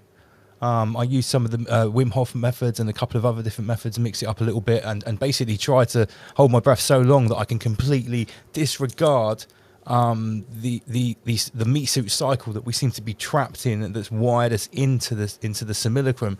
And if I get it right, I can almost do 2 minutes now, which is quite long. That's almost oyster diving. Yeah. It takes me 3 or 4 rounds to get up to that point, and I can't always do it. Sometimes I bottom out at like 1 minute 30 seconds, which is a bit disappointing. Listen, the example of oyster driving taps into something I just want to inform you about real quick. Anybody who has access to a swimming pool or to a lake or a river, you don't have to worry about the dangers. The weightlessness that happens to you when you're submerged, if you start practicing holding your breath and descending to 10 or 12 feet, you'll get so good at it that there's going to become a period when all of a sudden, while you're at the depth of a swimming pool and you've been down there for a very long period of time, there's going to be a switch in you that happens when all of a sudden this beautiful euphoria just comes all over your body, and now you're really weightless and there's no panic and you don't need oxygen and you're just underwater for a long period of time. This isn't something you can do instantly. You got to build up to it, but I used to do this as a kid. So when I was doing I went through a period of I was doing a lot of diving, scuba diving, and I went from one club to another. One practiced the sort of world standard, and then I went to the UK one, BZAC, and the guy who was there, who was in the military, he was a Royal Marine in his day, and he was very militant, and he made us sit at the bottom of the pool for time to achieve what you're talking about. And it is extreme. I think it's important. I think if people have never done that before, they should try and do it. That's what I try and achieve sat here in the morning. And the way that I do it is I visualise physical activity. For me, it's rollerblading. I visualise rollerblading backwards down a really long hill made of glass. And there's no bumps, and I can just be doing backwards crossovers, and I'm just completely trying to get in that physical zone, the kind of zone that I'd be in on stage when I'm emceeing, where the crowd disappears and I can see myself in 3D. Any person that's in sports or performance will know about this zone of optimal performance, right? And when you can get there, you don't need to breathe, don't need oxygen, time slows down, and you're actually completely not even in the moment. You've actually removed yourself from the moment, and you can actually view it and enjoy it. I think that's when you've deplugged from the construct for that moment. Yeah. And Jason's dropped out again. We'll just invite him back in. We talked about this before. You can still hear me. That's why it's so important to get in that moment, to find a hobby or whatever it is you want to do, something which removes you from the construct's instruction page and puts you into your own mindset. And that's why I'm go on. Well, I mean, what you're talking about, this history is artificial, it's patterned, it's a mathematical construct. These are ideas that I promote on my channel, but even more so, what you're talking about right now is a major teaching in my Archaix syllabus. It is that we write our own programming. We literally co-create, and we're always doing it, whether our life is good or bad. So, yeah, what you're talking about now is the construct is very receptive to us. And if we're not broadcasting the programming that we want to experience, then we're just acting as a receiver. And as long as we're acting as a receiver, the construct will build for us instead. That's why it's important we develop languages like the alphabet and like what you've done, because it's not only is it keeping Archaix on its toes, but it's keeping us separated from that. You know, we're not using their language to describe the same thing. You know, we're using our own language. We've designed our own future as such. We're trying to. Anyway, that's part of what we're trying to achieve at Rise. One of these douchebags that criticises me online, he said, "You change words to change the meaning of things. You can't just make up your own meanings of things. You can't just make up your own words." I said, "That's literally what our controllers do. All the words in your head have been made up by somebody else, and they've told you what they mean." That's why the dictionary gets bigger every year. And when it suited them, they introduce new words, or they change the meaning of old words, and you just repeat them verbatim. And you're having a go at me for coming up with these new terms, these new words, to describe things, which elicits a new way of thinking. And that's what Rise Above is all about. It's about, not changing the outside world. It's about changing the way that people are reacting to the outside world, and therefore the way that the outside world is being constructed from the point of source, from the projection, not the from the projector, not the projected. If you get what I'm saying. Words are very important. I mean, I don't know if they have it in the States, but we have a law. We have our own language in the court of law here, which then means something slightly different. Legalese, yeah. Yeah, which means I'm sure Jason is familiar with legalese. To reality of what people use every day, like the term understand. Means you stand under someone else's word and authority, which people just go, I understand you, but they don't realise what they're actually saying. I'm sure it's the same in the States. When you go into a court of law, you stand there, and think, do you understand these charges? And you usually, the judge says, do you understand the charge? You have to say yes. Well, you are standing under. There's a whole English courts are quite unique. I know that. I mean, I don't know how. Does the courts in the States have their own language? Our language is principally descended from the English courts. It's almost identical. It's British admiralty law. It's the law of it's maritime law, essentially, the way that all of these courts work. That's why we have the dock and all these other terminologies that are to do with the sea. That's a whole different. We had a great guest on talking about it, didn't we? Who? Well, was it John? Was his name John? Oh, John Hamer. Yeah, the historian.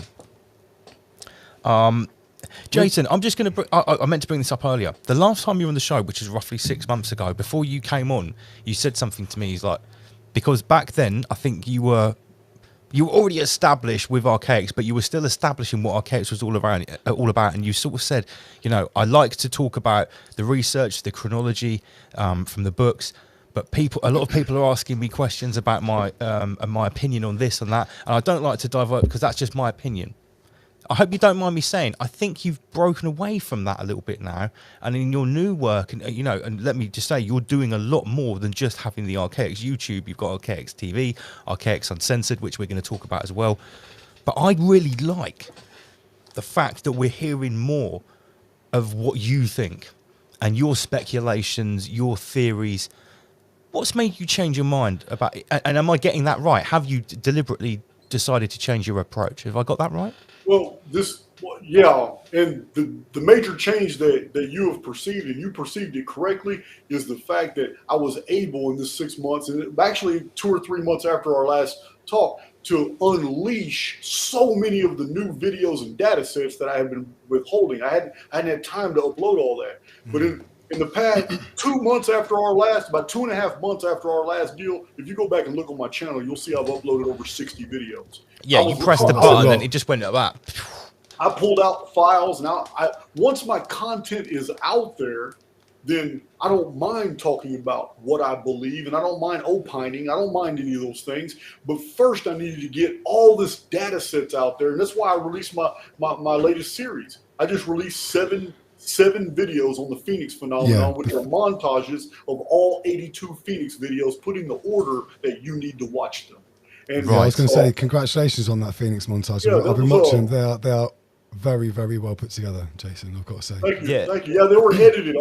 Any sneezing, coughing, all the intros, outros, tangents that had nothing to do with the Phoenix phenomenon. My Big John sat there for 2 months and edited 82 videos so we could put that together. Big John did that. Huge shout to Big John.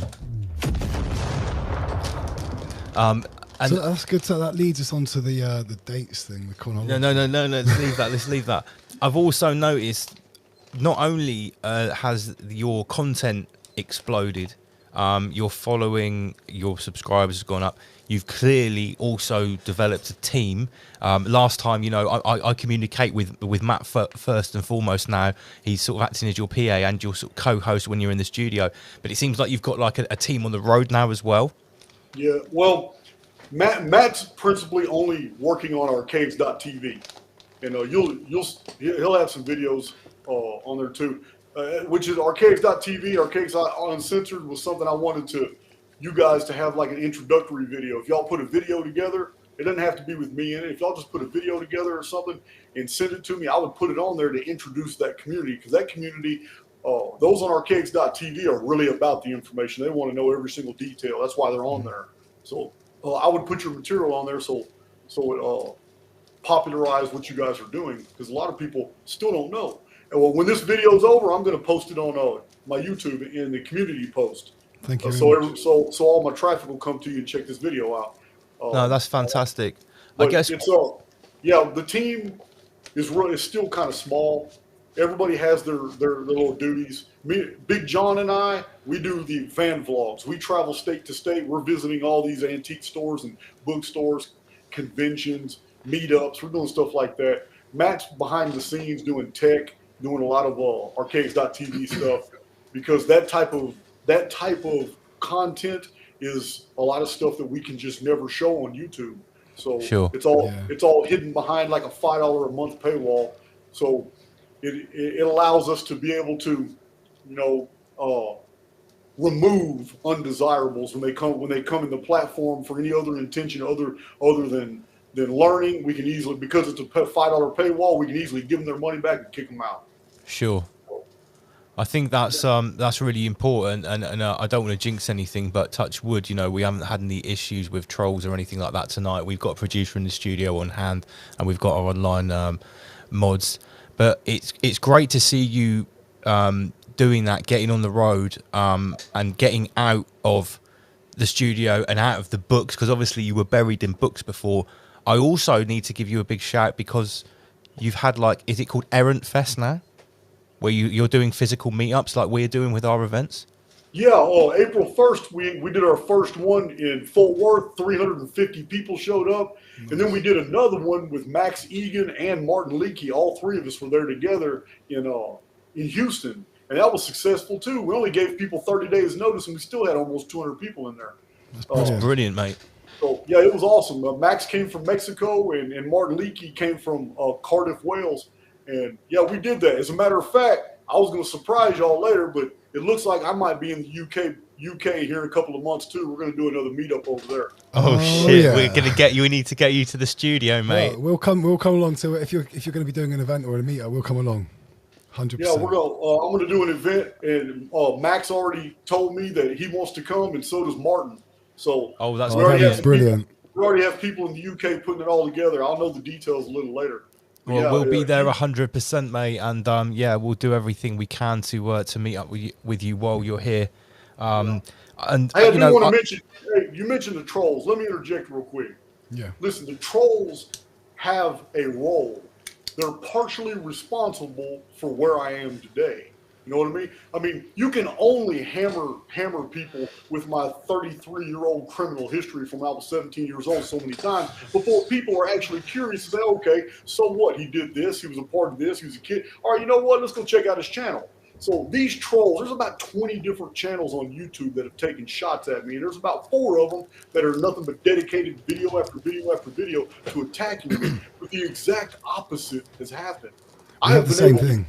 I have been able to cannibalize all that energy and focus on Archaix, and they brought me all these quality subs, and they themselves they can add up all their views for every troll video, and it's not even a fraction of the views I get from quality people who are coming because they're interested in the content. So the trolls have a function. They have a benefit.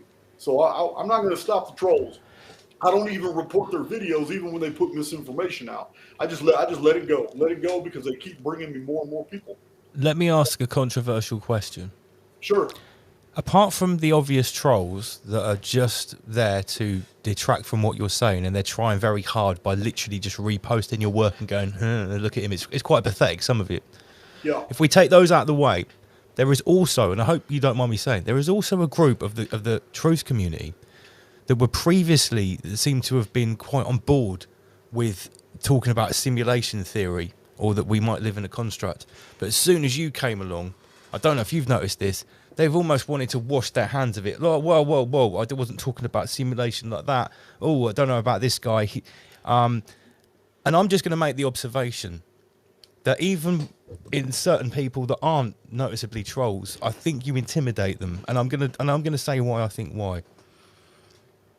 People like to talk about simulation theory, and they can say that, you know, the billionaire class, your Musks and that, and those people doing, Infinite Monkey podcast, they like to talk about their version of simulation theory. But when you came along, and you essentially laid out what you had found, and then you also laid these aspersions that we could be talking about the Abrahamic God, yeah, which I touched on with my conversation with you last time, talking about Yahweh and that. That's when people got a bit, ooh. Do you think? Am I out of line saying this, or have you noticed this? Why do you think this is? There's too many questions there. Well, listen, I've already been contacted by several people in the truther community that I have done podcasts with, who basically told me that they have been in communication with people who are trying to either get them to do videos to denigrate me, or convince them that I am not a valuable asset and you need to distance yourself from me. So the volume of emails I'm getting from other podcast deals, it's literally drawn me to Martin Leakey and Max Egan, because they themselves have experienced the exact same thing. We did, and not only that, but I've even had operatives show up on my property, and I took pictures of them. My security cameras got good 3D pictures of them, and I posted their faces on YouTube. I'm going to tell you now, no one will ever be able to say I'm lying. because I documented the whole thing in front of witnesses. But these two people who came to my property, they were Jewish. They didn't tell me who they were representing, but they totally changed their message. Whatever they were coming to my property to tell me, they totally changed that after I posted their faces on YouTube and said, hey, if anybody has any designs of coming to my property, I got a 200-pound Rottweiler. I'm surrounded by neighbors with assault rifles, and I got these cameras here. I said, these two idiots right here better not ever be seen near my property. I posted their pictures online, and in front of witnesses, I met these two individuals. Martin Leakey's got the footage on his camera. Wait a minute, hold on. After you made the post, you physically met them? Yes, yeah. They kept calling me, and they said, look, all we want you to do is take our face. Listen, none of this is made up. I have witnesses I can name. Martin Leakey has everything on his phone. I'm telling you right now, these two individuals that I posted on YouTube paid me $4,000 in cash in front of 4 people, 3 of them on the Archaix team, just one regular civilian. Whoa! To remove that video. Faces off of YouTube. Wow. Yeah, Desperation, my security cameras picked them up. I believe that they were a part of the ADL. I believe that they were the Anti-Defamation League agents, and they were there because they were worried about Archaix.tv. This was a week before Archaix.tv was scheduled to be launched. I reckon as an outsider viewing what's happening, what you're talking about, I think the reason why a lot of these truthers who are talking about the simulation theory and the simulacrum, they would feel threatened by you because of your ability to recall knowledge. This is what I was saying before the show. I was like, I think they feel intimidated. Overwhelmingly good. Your ability to recall knowledge. I think here's the problem: if you're making a living, or you're cutting your teeth in a realm where you're constantly living within the question, and the debates are fueled by many people living within the question. When someone like you comes along, and you're quite formidable, Jason. You're very headstrong. You're very confident in what you're saying, and you back it up. And like you say, when you want to argue with me, you argue with the source material. You argue with the chronology. And whether you're right or wrong, you have come up with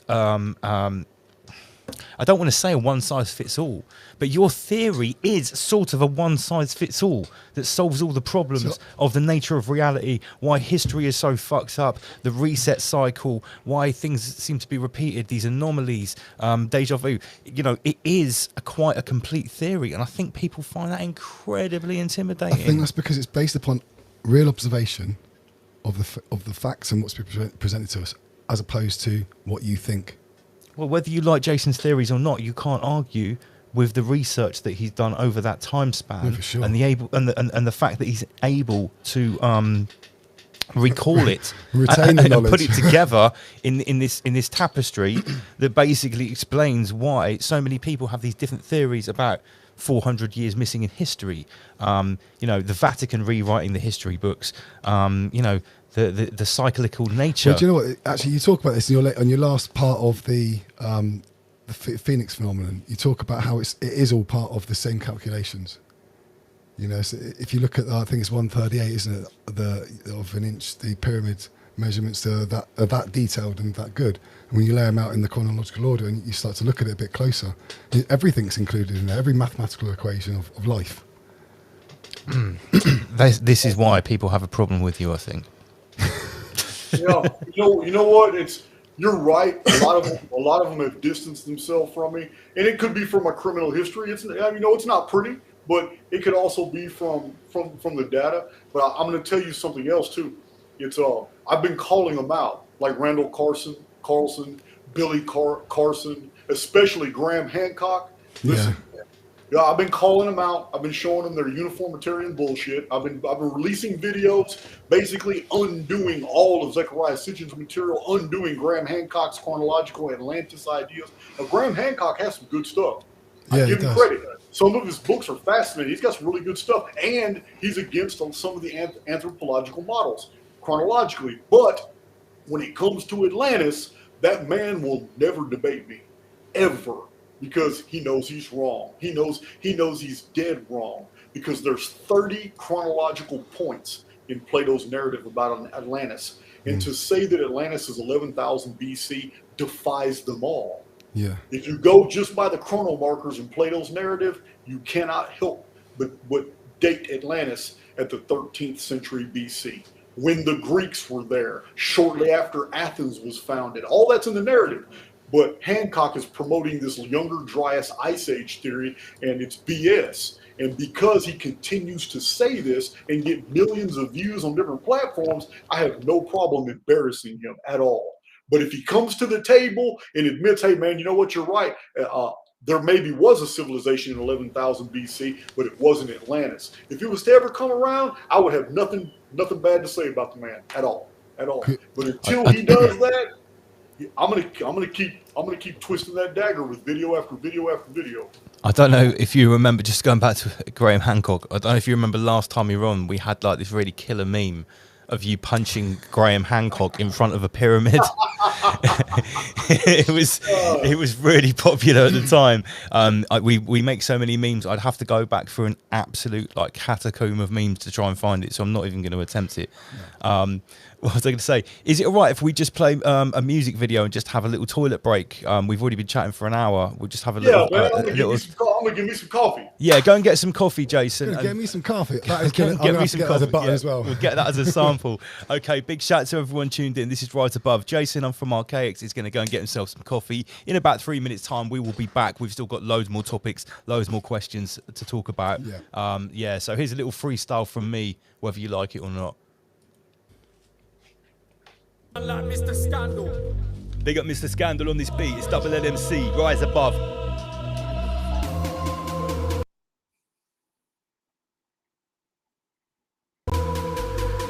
Okay.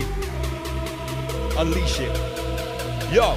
Stop, wait, recapitulate, elucidate when I paint this picture, mate. Co-creators don't imitate, best in the crater. They couldn't replicate, so I meditate, train and educate new recruits who don't hesitate to ID, track and eliminate all these targets to general delegates. Stop, wait, recapitulate, God man shed lines, I love what you're doing, mate. I said shut up, Win, you're the magistrate. Great theory, I've got to congratulate. Stop, wait, recapitulate, keep going, please elaborate. Cause you're on to a winner, mate. I need more rabbit and vag on my dinner plate. In a binary, one more I add, 3-point energy flow.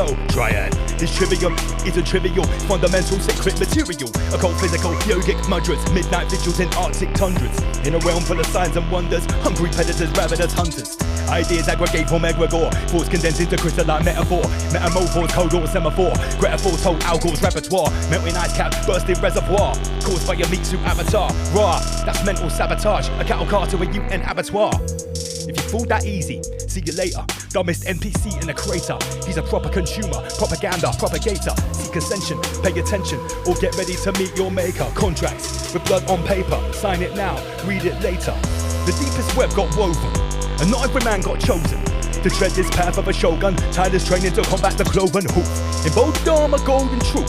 Swinging swords that's holding proof, and that's ultimate. While you're holding back, rise above, don't fold like a laundromat. Predetermined before the womb. It was written on the walls of a tomb. Ouroboros, eternal circle, infernal flames of rock gonna burn you. Boil and curdle the shell off a turtle with 31st degree epidermal. Fire dance the master traversal, ascending all metaphysical hurdle.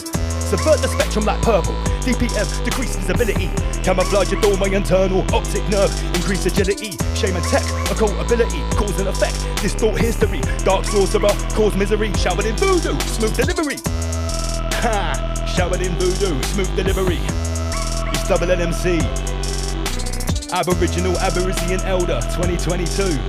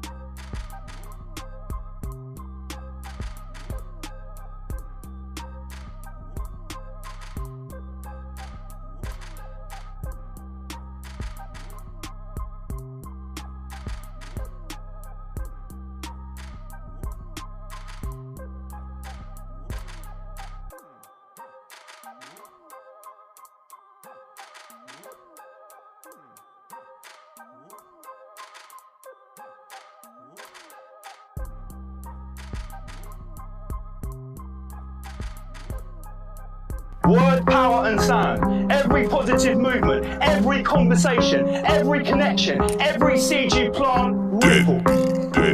Don't let anyone ever tell you that one person can't make a change. Bullshit.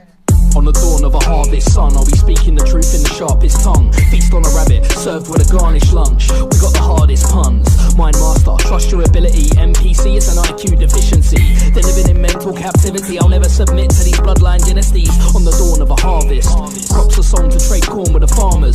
Sometimes I want out of this nightmare society like I was born with the Amish. I've got the formula mastered, claiming our power, there's more to be harnessed. I'm no ordinary artist, try wage war, I'll be forming the armies. Q-R-A-N-O-X, that's Equinox. Our essence is infinite, not confined to meat suits or Tesla bots. On the night of a harvest moon, on the dawn of a harvest song, we're telling them welcome to the Equinox. Welcome to the Equinox. On the night of a harvest moon, I take flight to the farthest tomb. I meditate in the darkest room by the candlelight until the spark exhumes. On the night of a harvest, I see a silhouette hunter hold up a carcass, and he heartbeats a target, and blood trails the ground like red carpet. On the night of a harvest moon, so sacred, silk on an ancient loom. Hooded robes in ritual rooms, pray all night from yesterday's moon. On the night of a harvest, farmers emerge and they set up a market. It's all business regardless, where your loot is bought and sold and bartered. Q-R-A-N-O-X, that's Equinox. Our essence is infinite, not confined to meat suits or Tesla bots. On the night of a harvest moon, on the dawn of a harvest song, we're telling them welcome to the Equinox. Welcome to the Equinox. On the dawn we glance to the east. We ain't scared of the mark of the beast. Performing sacred rituals, nobody but a shaman and me. If they wanna take me out, they better come with at least 30.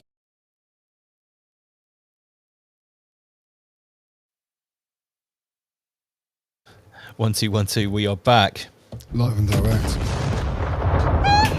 That's right, it's Rise Above Live on a Friday night. In case you didn't already know, we broadcast almost every week. We are the premier entertainment show that is not in the clown world section of the Simulacrum. Let us welcome back Jason Brasiers of Archaix.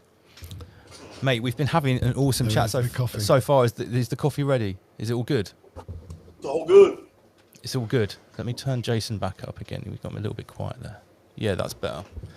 So we've recapitulated on some of the definitions of your theories about the nature of this construct, or simulacrum as you put it. We've also dipped in and out of many different things. I need to go back to some of my questions we've barely touched on yet. Yeah, you've done some really interesting collaborations recently. Really interesting. And there's some people that I already follow. There's two I want to mention. One of them we've already had on the show, and one of them is someone that I really, really, really want to get on the show. Yeah, you know who I'm talking about. First of all, I'm talking about who we've already had on, who's awesome. Stelium 7. The guy with the who lives near to this huge, alleged, petrified, Titanic elephant.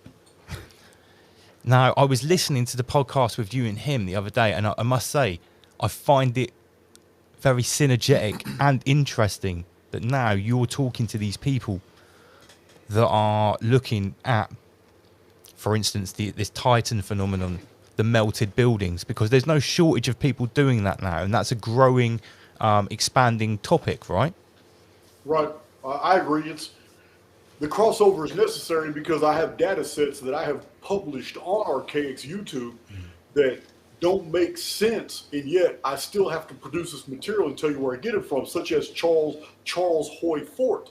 He has documented many times that biological materials have fallen from the sky, sometimes the blue sky. Also, we have in the cryptid literature of old, we have references to biological organisms that cover sometimes several square miles. Funguses and molds that act with intelligence that cover over huge areas. These have also been found in fossil form. So knowing, when as a child, I spent a lot of my time in Cessnas, municipal aircraft, single and twin engine prop planes, little Cessnas, Beechcraft, Bonanzas, little Apaches, little low wing, high wing. It's just, my father, out of Meacham Airport and Arrow Valley Airport, my father had a company where he rented these little municipal planes to businessmen, and we had a lot of hangars. And I spent a lot of my childhood flying over Texas, New Mexico, Arizona, and Nevada, and California. And it always impressed upon me in my childhood when we were flying around how small the world really is. It's very small. The higher you go up in altitude, the more you realize how tiny we really are. So to envision these gigantic creatures isn't really a stretch for me when I take into consideration data that I have already come across, such as the vapor canopy world. If we already have within the historical record references to a vapor canopy world called the dark midnight time, the twilight period, when animals and plants and trees grew to astonishing sizes, then it's not really a stretch for me to believe that even further back in history, there may have been an even longer lasting vapor canopy instead of the 16th century long vapor canopy that we have in the human historical record. Before the historical record, there must have been another vapor canopy that lasted even longer to produce some of the trees that we find. These gigantic petrified stumps that are no doubt ancient trees. Yeah, I saw them in the Amazon actually. There was some really, they call them tabletop mountains, and like once that's been pointed out to you, and you've observed a tree enough times and the aspects of a tree, and then you look at those tabletop mountains, for me it's pretty obvious, but then you have to obviously ask the question, how tall were these trees? And some people are postulating that, well, if that what's it called, like a mountain plateau is like 4 or 5 kilometers wide, then this tree could have been, oh, Jason's popped off, but you're straight back, super high powered return. This tree could have been potentially 100 miles tall, and people are putting these numbers out. Well, then we come back to like, well, if this is a construct or some sort of containment unit, then that obviously sort of puts on the table the idea that it's within a larger space outside of the containment unit. And I remember last time you came on the show, Jason, just to diverge a little bit, I showed you some pictures from the Matrix movie, because I was really enthralled with some of your videos about the hidden technology in the sky.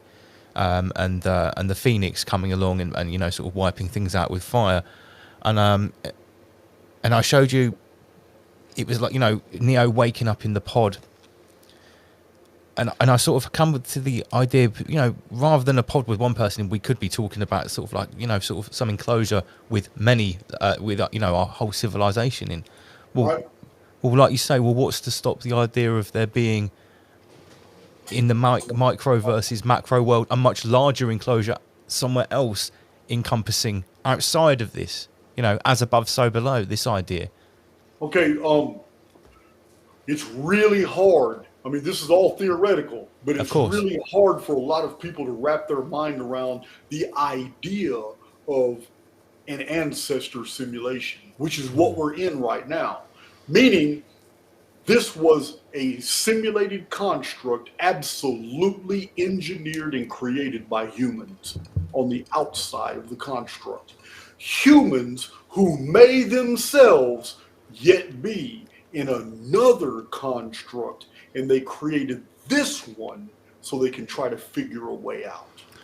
You are created in the image of the creator.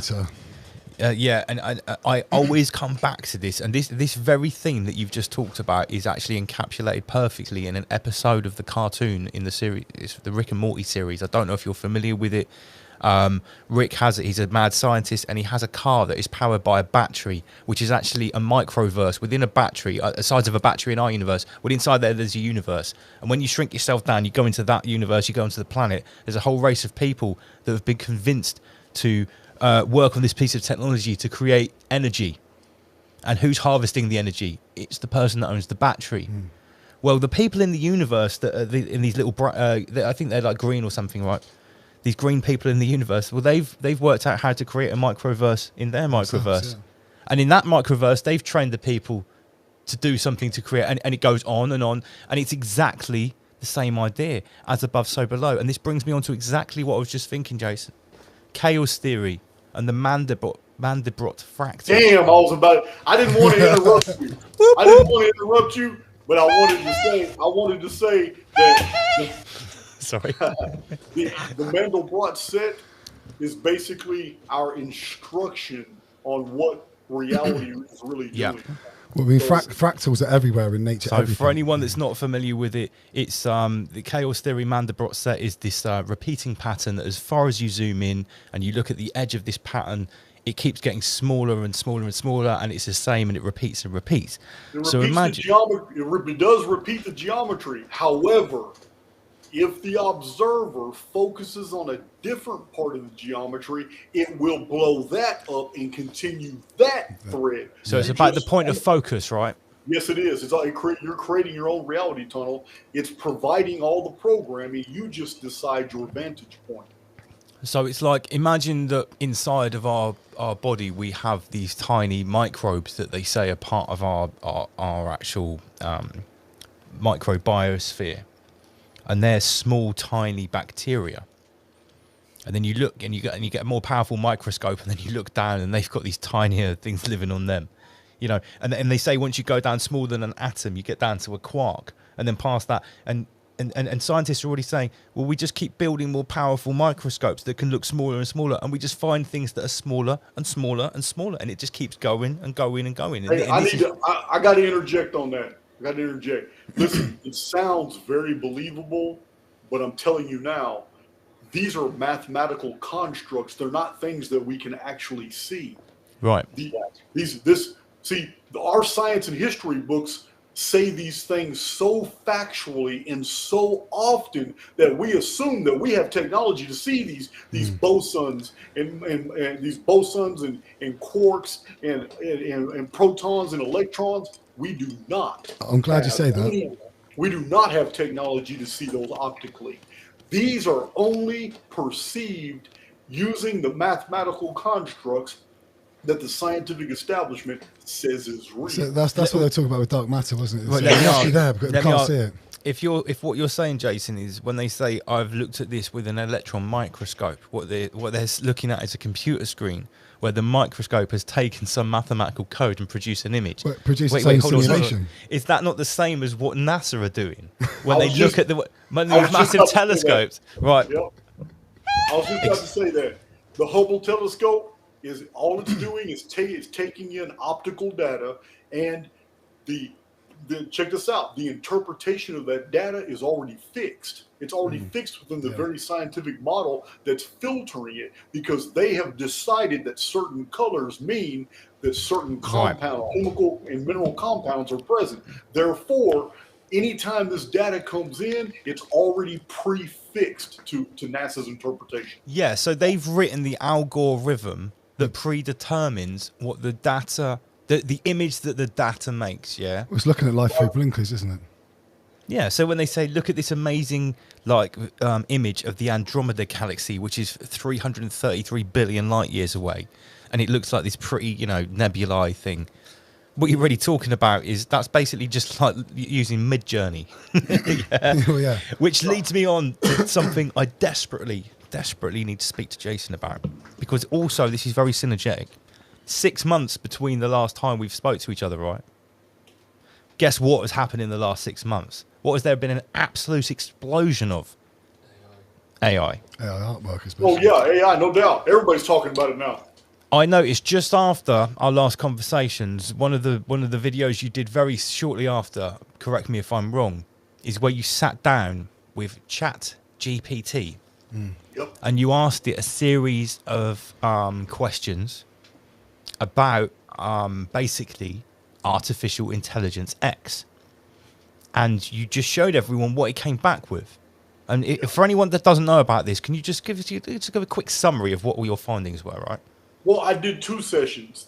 I subscribe. See, ChatGPT is free to the public, but the ChatGPT 4 Express, I paid for the subscription because it's unbroken. It has a buffering because so many people are trying to use it. I paid for the non-buffering part, and I went deep into it, and I asked it all about Phoenix, the Phoenix phenomenon. I quoted the different ancient authors and what they said, and I asked it to produce a bullet point presentation making sense of all this data.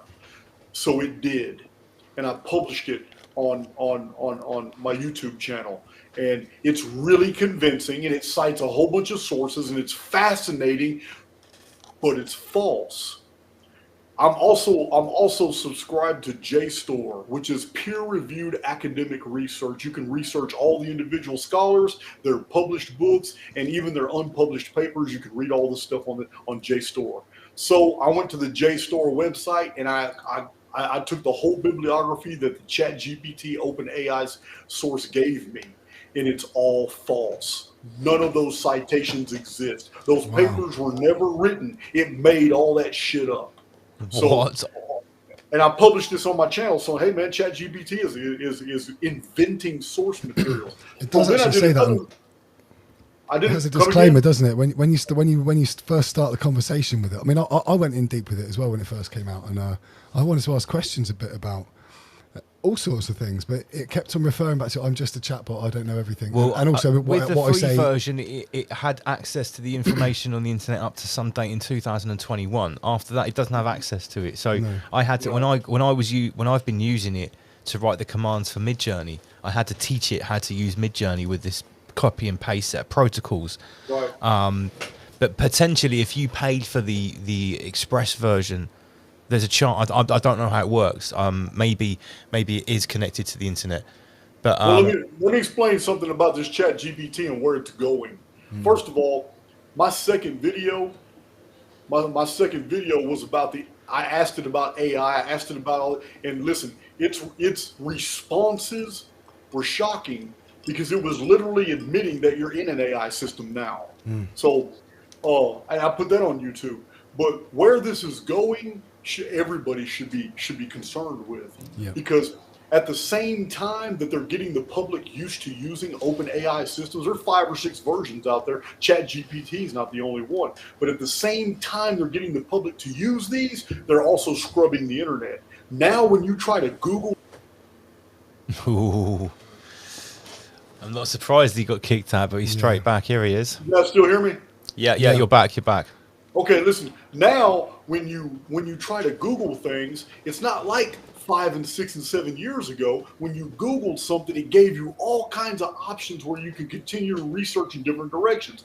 Google's not like that no more. There has been a change in the past 3-4 years to where now, when you pull up stuff on Google, it gives you all the establishment versions, it gives you all the sponsored ads, it gives you all that, but it's really hard to research anything.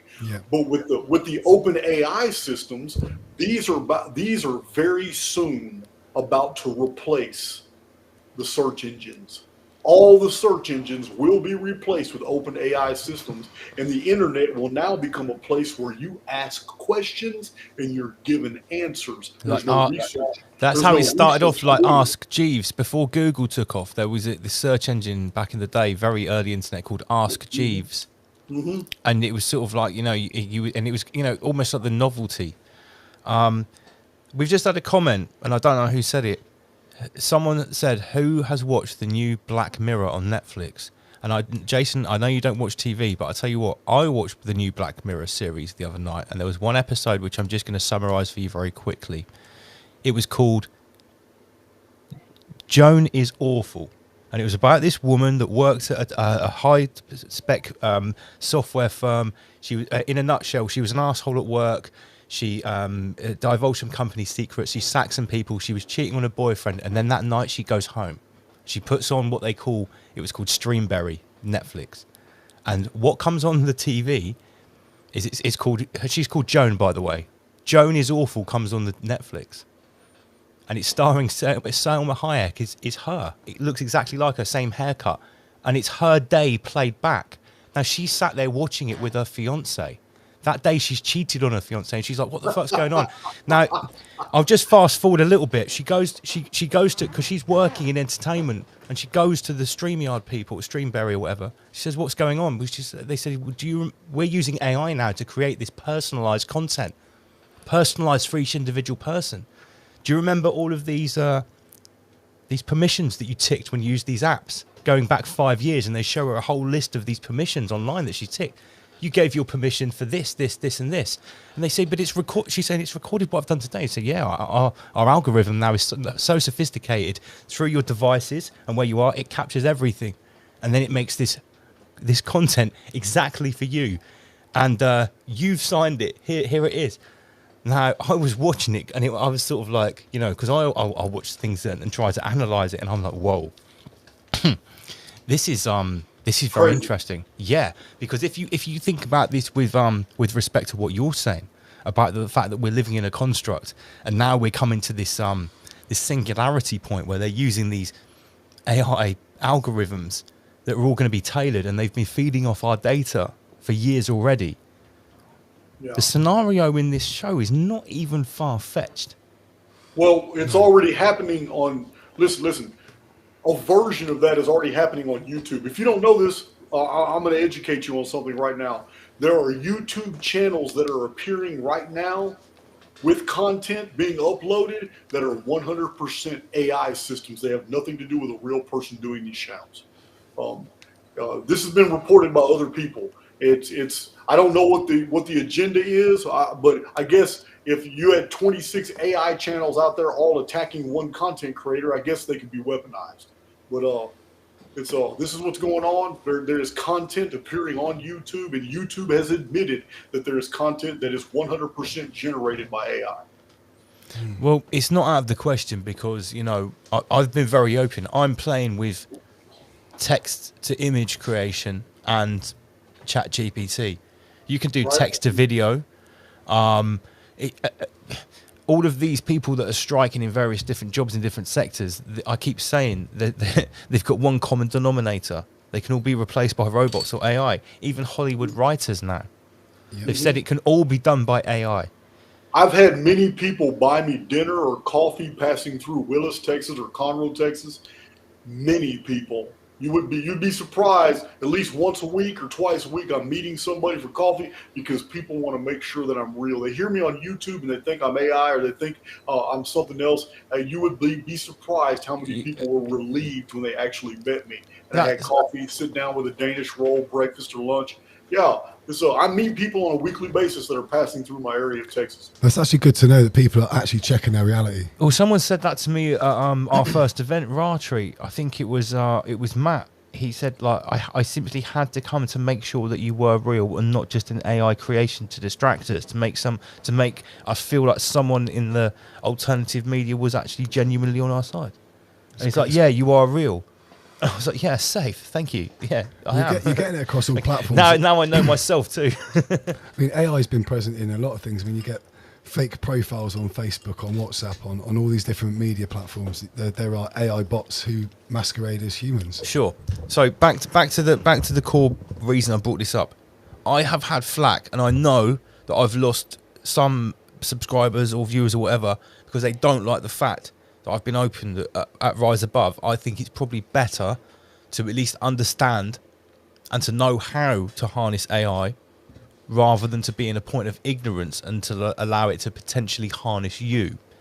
Now, Jason, people have even gone as far to say that, I mean, I'll be honest with you, I use two things. One, to generate images, and I've had a play with ChatGPT. Now, the image generation, even the background for the episode tonight, the background you're stood behind here was made using Midjourney. You can't really see it here because I've put things in front. Yeah. But the point is, some of the criticism I've had from people is like, oh, you're basically you're playing around with a digital Ouija board, right? Now, as far as I know, and I've used this program a lot. When I type in my text command, all it's basically doing is recognizing what those words mean and then scouring the pictures that are already posted on the internet. And then it's essentially swabbing them together because there are already lawsuits for artists saying likeness of my images is appearing in these digital representations. Are we really dealing with something that's sentient here, or is it just a sophisticated computer algorithm? Okay, I do discuss this on my channel quite a bit.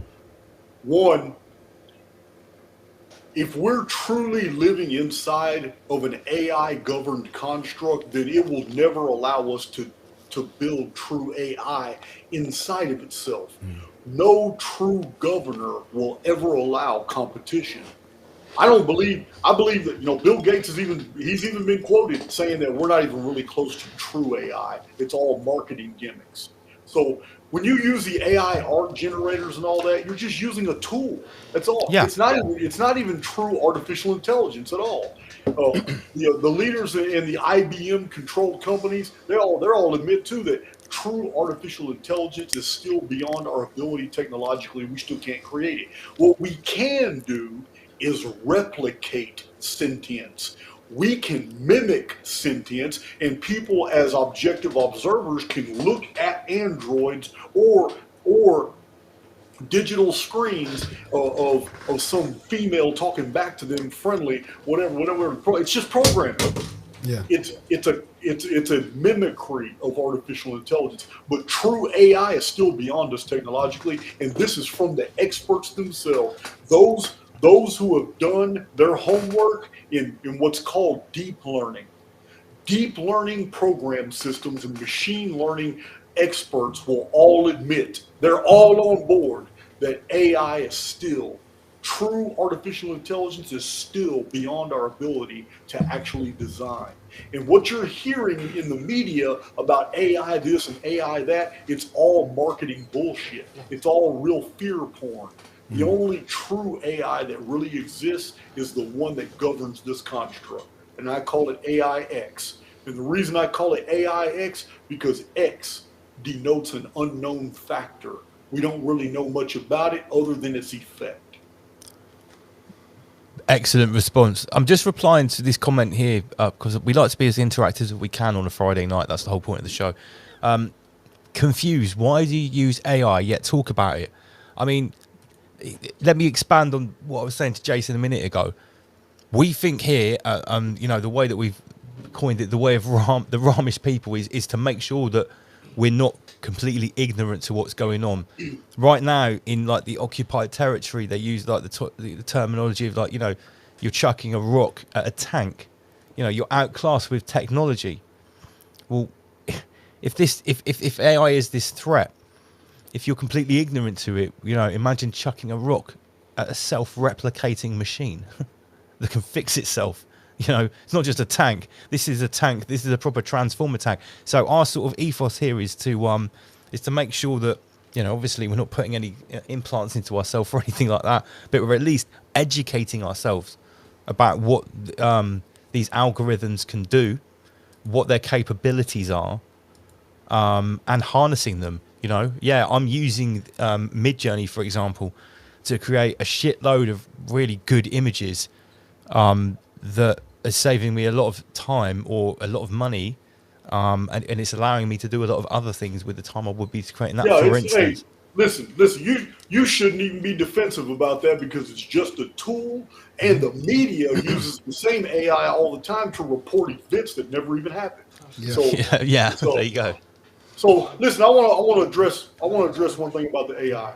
Listen, the deep state wants the collective to truly believe in the infallibility and ubiquity of AI, because if the deep state can get the collective to actually believe that AI doesn't make mistakes and that it's everywhere, it's so much easier to control because they believe their every move is documented. Their every move is watched when it's not. Listen, the CSI bullshit you see on TV where they're doing all this research and police to solve crimes and all, and they're doing DNA testing and all that, absolute fucking bullshit. It's all bullshit. No one has the money to do this forensic science stuff. These police, they don't have this capability. Scientifically, they don't even have this capability. Have you been hearing about the stories of people sending Kool-Aid and stuff mixed with other chemicals, and then claiming it's a blood sample and then sending it to 23andMe and sending it to all these DNA deals to see what their genetics are. And then they get in the mail, they get their genetic report come back and it says, oh, you're a descendant of Abraham Lincoln. You're a descendant of such a, your blood shows that you're descended from the Kennedy family. These people are doing that, showing this whole DNA shit was all bullshit from the beginning. From the beginning. Let me just interject there. Did you see the story that's from a couple of years ago, and it's been repeated this month? That all of the genetic material, well, basically the back catalogue of 23andMe is bought by, you know, that Black Rock Stone conglomerate company that owns everything. Yeah. They bought it for like $5 billion. Yeah. So do you think they might have just been harvesting some data that they haven't told us about while sending out a load of fake bullshit reports so people go, oh, look, I'm 20% this, I'm 5% that? Listen, it's more sinister than that because people are reporting everywhere that 23andMe and these other genetic deals are claiming that they're 15 to 35% Khazarian. All of a sudden, everybody's Khazarian. They're trying to muddle the waters. Yes. All of a sudden, they're trying to get Khazarian. Oh man, I'm Khazarian. Listen, they're doing that for a reason. They want most of the collective to believe that they're blood relatives because listen, the writing's on the wall. The writing is on the wall. These people have been taking hits in Hollywood, in the financial sector with the banks. They've been taking hits. Listen, the deep state, it goes through phases. And when they detect weakness in one arm of the deep state, other arms of the deep state take them out. This is how this has been going on for centuries. This is what's happening right now with the tiny hats. The tiny hats have been taking hits for the past 2 to 3 years, and it's starting to affect them. So in every area of the world where they have a lot of power, they've been fighting back, but they've been trying to get the sympathy of the collective. We call it the LHC, like the Large Hadron Collider, but like the Little Hat Coalition. Yeah. Because also, I think that the those priest class people, they're also what's going on at the CERN thing with that Large Hadron Collider. That's definitely got something to do with the rewriting of history. Yeah. So I like to call them either LHC CERN technicians. That's a good one as well. It's important to keep everyone up to speed on the appropriate code words. Our producer Matt actually had a question for you, Jason. Hi, Jason. Sure. What's up, producer Matt? Hi. Just a question. So I have used AI myself for editing photos, and I do get some really good results. I haven't personally experienced using the chatbots or whatever you like to call it. Just a quick question on that is: do you think there's a possible risk to using the chats as far as it being intelligently gathering data, so people of certain demographic or areas or backgrounds, whatever, asking particular questions? Could this AI be gathering information and building up a picture of what people want, what people are thinking, political views, all that sort of stuff that is sort of semi-personal, semi-not? Is there a possibility that all that data could be gathered and then used against us in the future? Do you think that's possible? It's certainly possible, but it doesn't require the open AI systems to gather that data. They've already got that through your cell phones, the content that you look at Google, the people you talk to on the phone, the people you associate with. They've already got all that. They've already got files on what you are, what your tastes are, what your predilections are, what your prejudices are. They already got all that. What's happening here with the open AI systems being free to the public is to do two things. One, it familiarizes the public with using the open AI systems, so they'll quit using search engines. Like a conditioning. Yes, and the other thing it does is it's allowing them to get the bugs out of the system they already have in place now. The public is helping them do R&R. The beta testing. So yeah, well, R&D, research and development. So there's going to come a time, probably around 2025, when they're just going to go ahead and do away with the search engines and phase in all open AI. So it's very convincing. It's a good tool. Let me explain something that's interesting.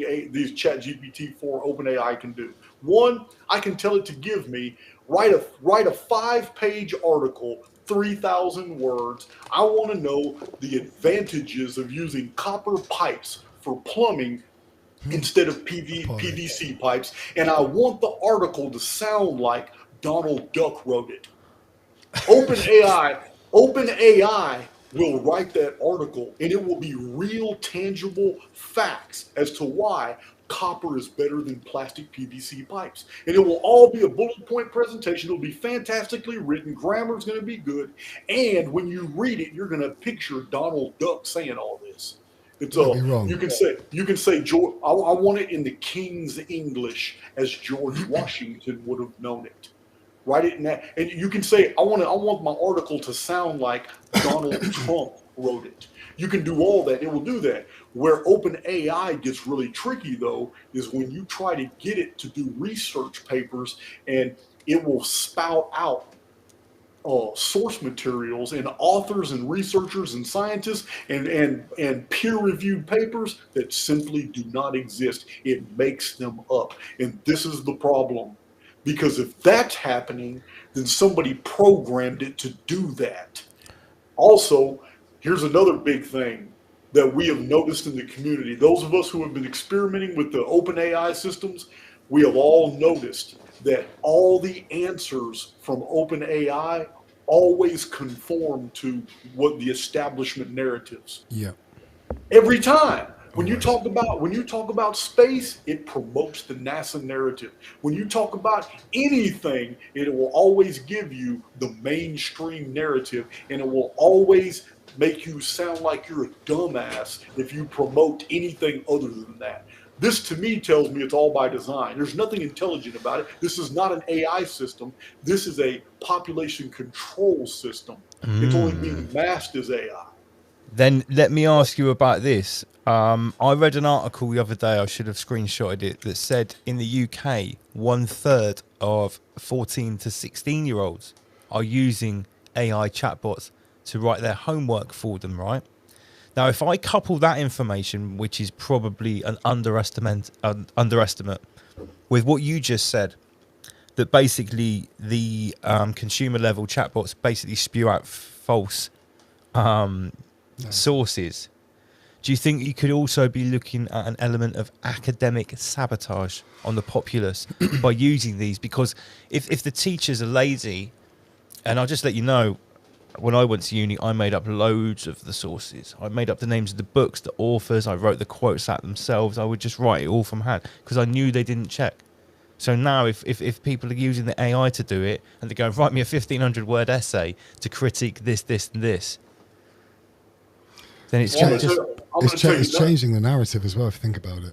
You know, in the future, those children grow up thinking what they've written is correct and true, so then it becomes correct and true in their environment. Yeah, but you've actually got to read it yourself, what the AI writes. They're probably just copy and pasting it and giving it to the teacher without even reading it. I will say this.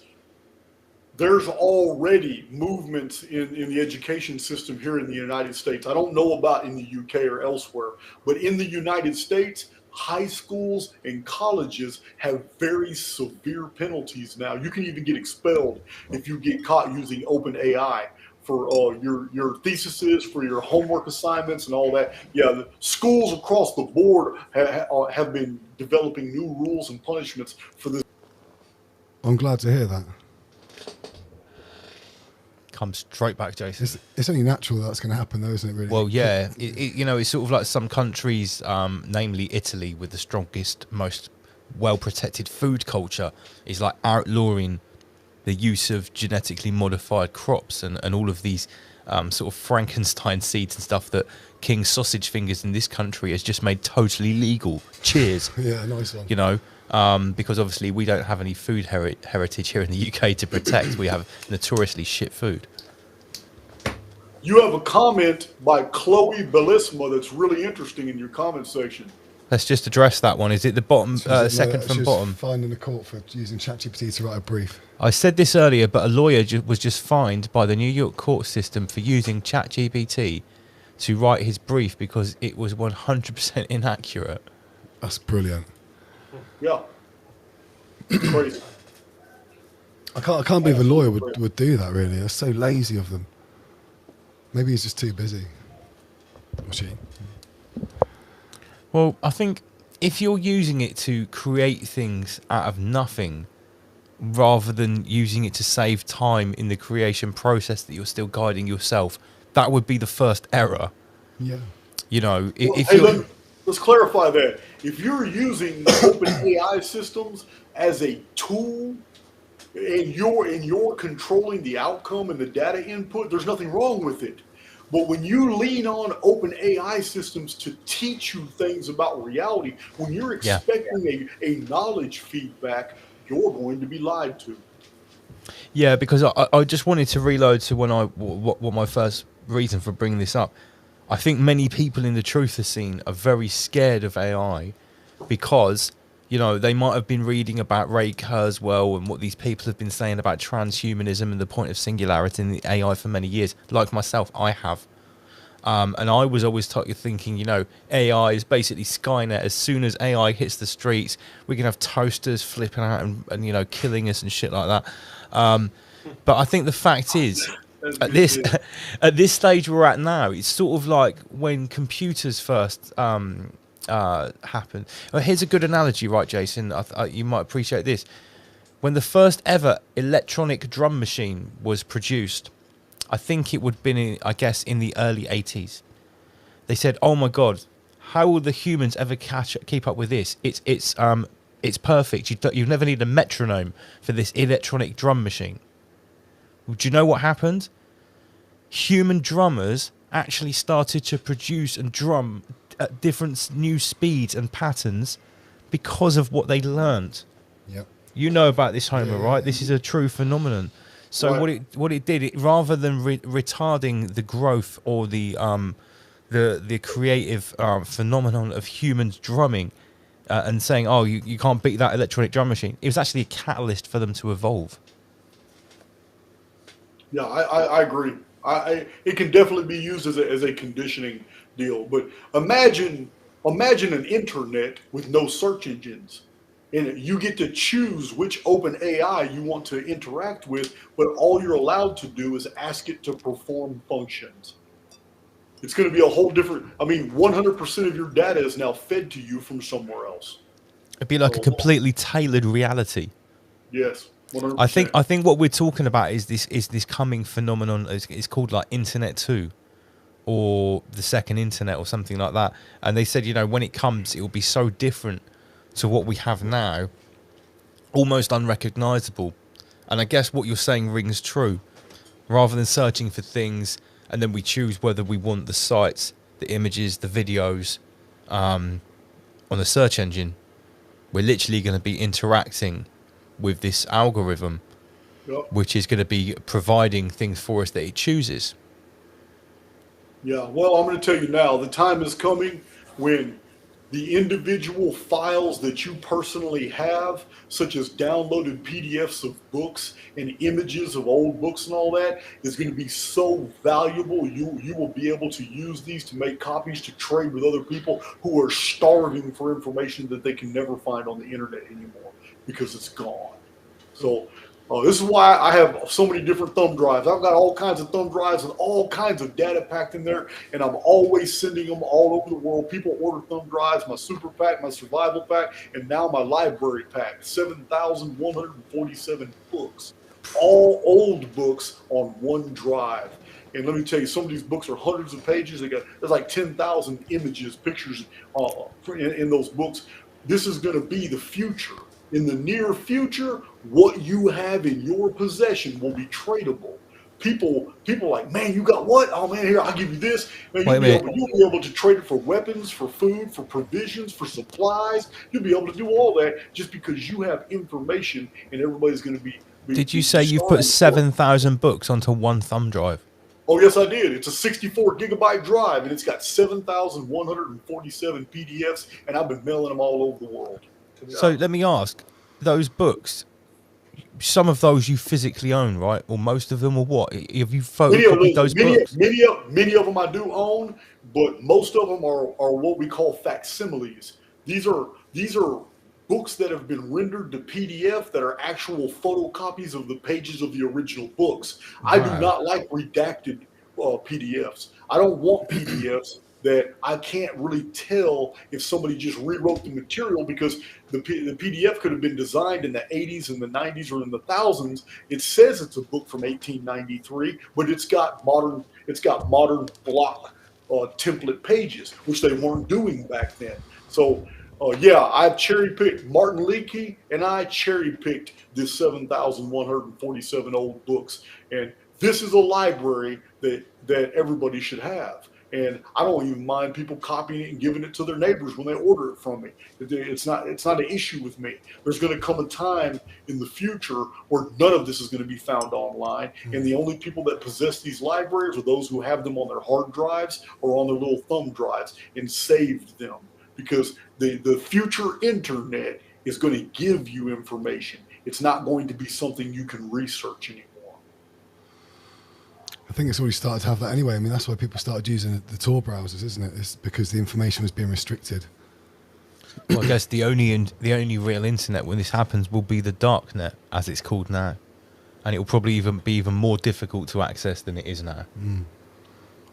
Well, I mean, the days are coming, just like a few centuries ago in the historical programming that we've received. There was a period of time when you got caught with a book that's on the forbidden list. When the establishment published the forbidden list, like they did a few centuries ago, you got caught with that book, you got burned with that book. Those days are coming. Those days are coming too.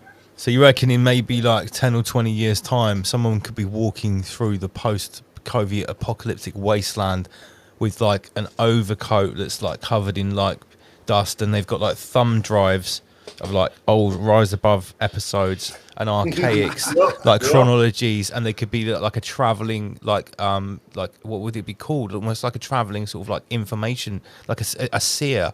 Would you like some knowledge? And I'll trade for food and leather. Like, wow. This world, the world's not going to get that dark and bad until post 2040. I believe that this dystopian steampunk society, this return of the vapor canopy, all this is going to be after May of 2040. Until May of 2040, I believe the elite are going to continue to do exactly what they're doing now, which is throw out political scenarios, bullshit scenarios, false wars, false flags, all this bullshit to keep you distracted while they bed down, while they continue to send men and materials into the underworld in preparation for what's coming. All this stuff on the surface world is a circus, and they're going to continue to throw more and more clowns into the circus and distract everybody until that event is over. And when they resurface, it's going to be in a world that's in chaos because infrastructures have collapsed. And it's going to be in this new world when these PDF books and all these libraries that people possess are going to be of extreme value, and they're going to be forbidden. It's interesting. So I've been doing a bit of research based around a lot of what dates you've been saying about your 138-year rule, and also the 2046 date. So I thought, okay, it's 2046, and then you mentioned in the last video the year before the last reset. So I think it was 1901. A lot of strange stuff happened. You researched it. So I was looking at 2045. Turns out there's a 2045 initiative. Do you know about this? No, I didn't. Holy fuck, Jason, you should look at this, mate, because it is everything that you've been talking about is listed down there. Wow. So there is something very important going to happen on 2046, because 2045 is the year that AI, well, the singularity essentially happens. That's what their date is. So there's a few projects you want to look at. Is the 2045.com, and then there is the other one, which is another similar one to 2045.com, but it's a letter in front of it like R or something. But they talk a good game, man. That's for sure. Let's bring Jason back in again.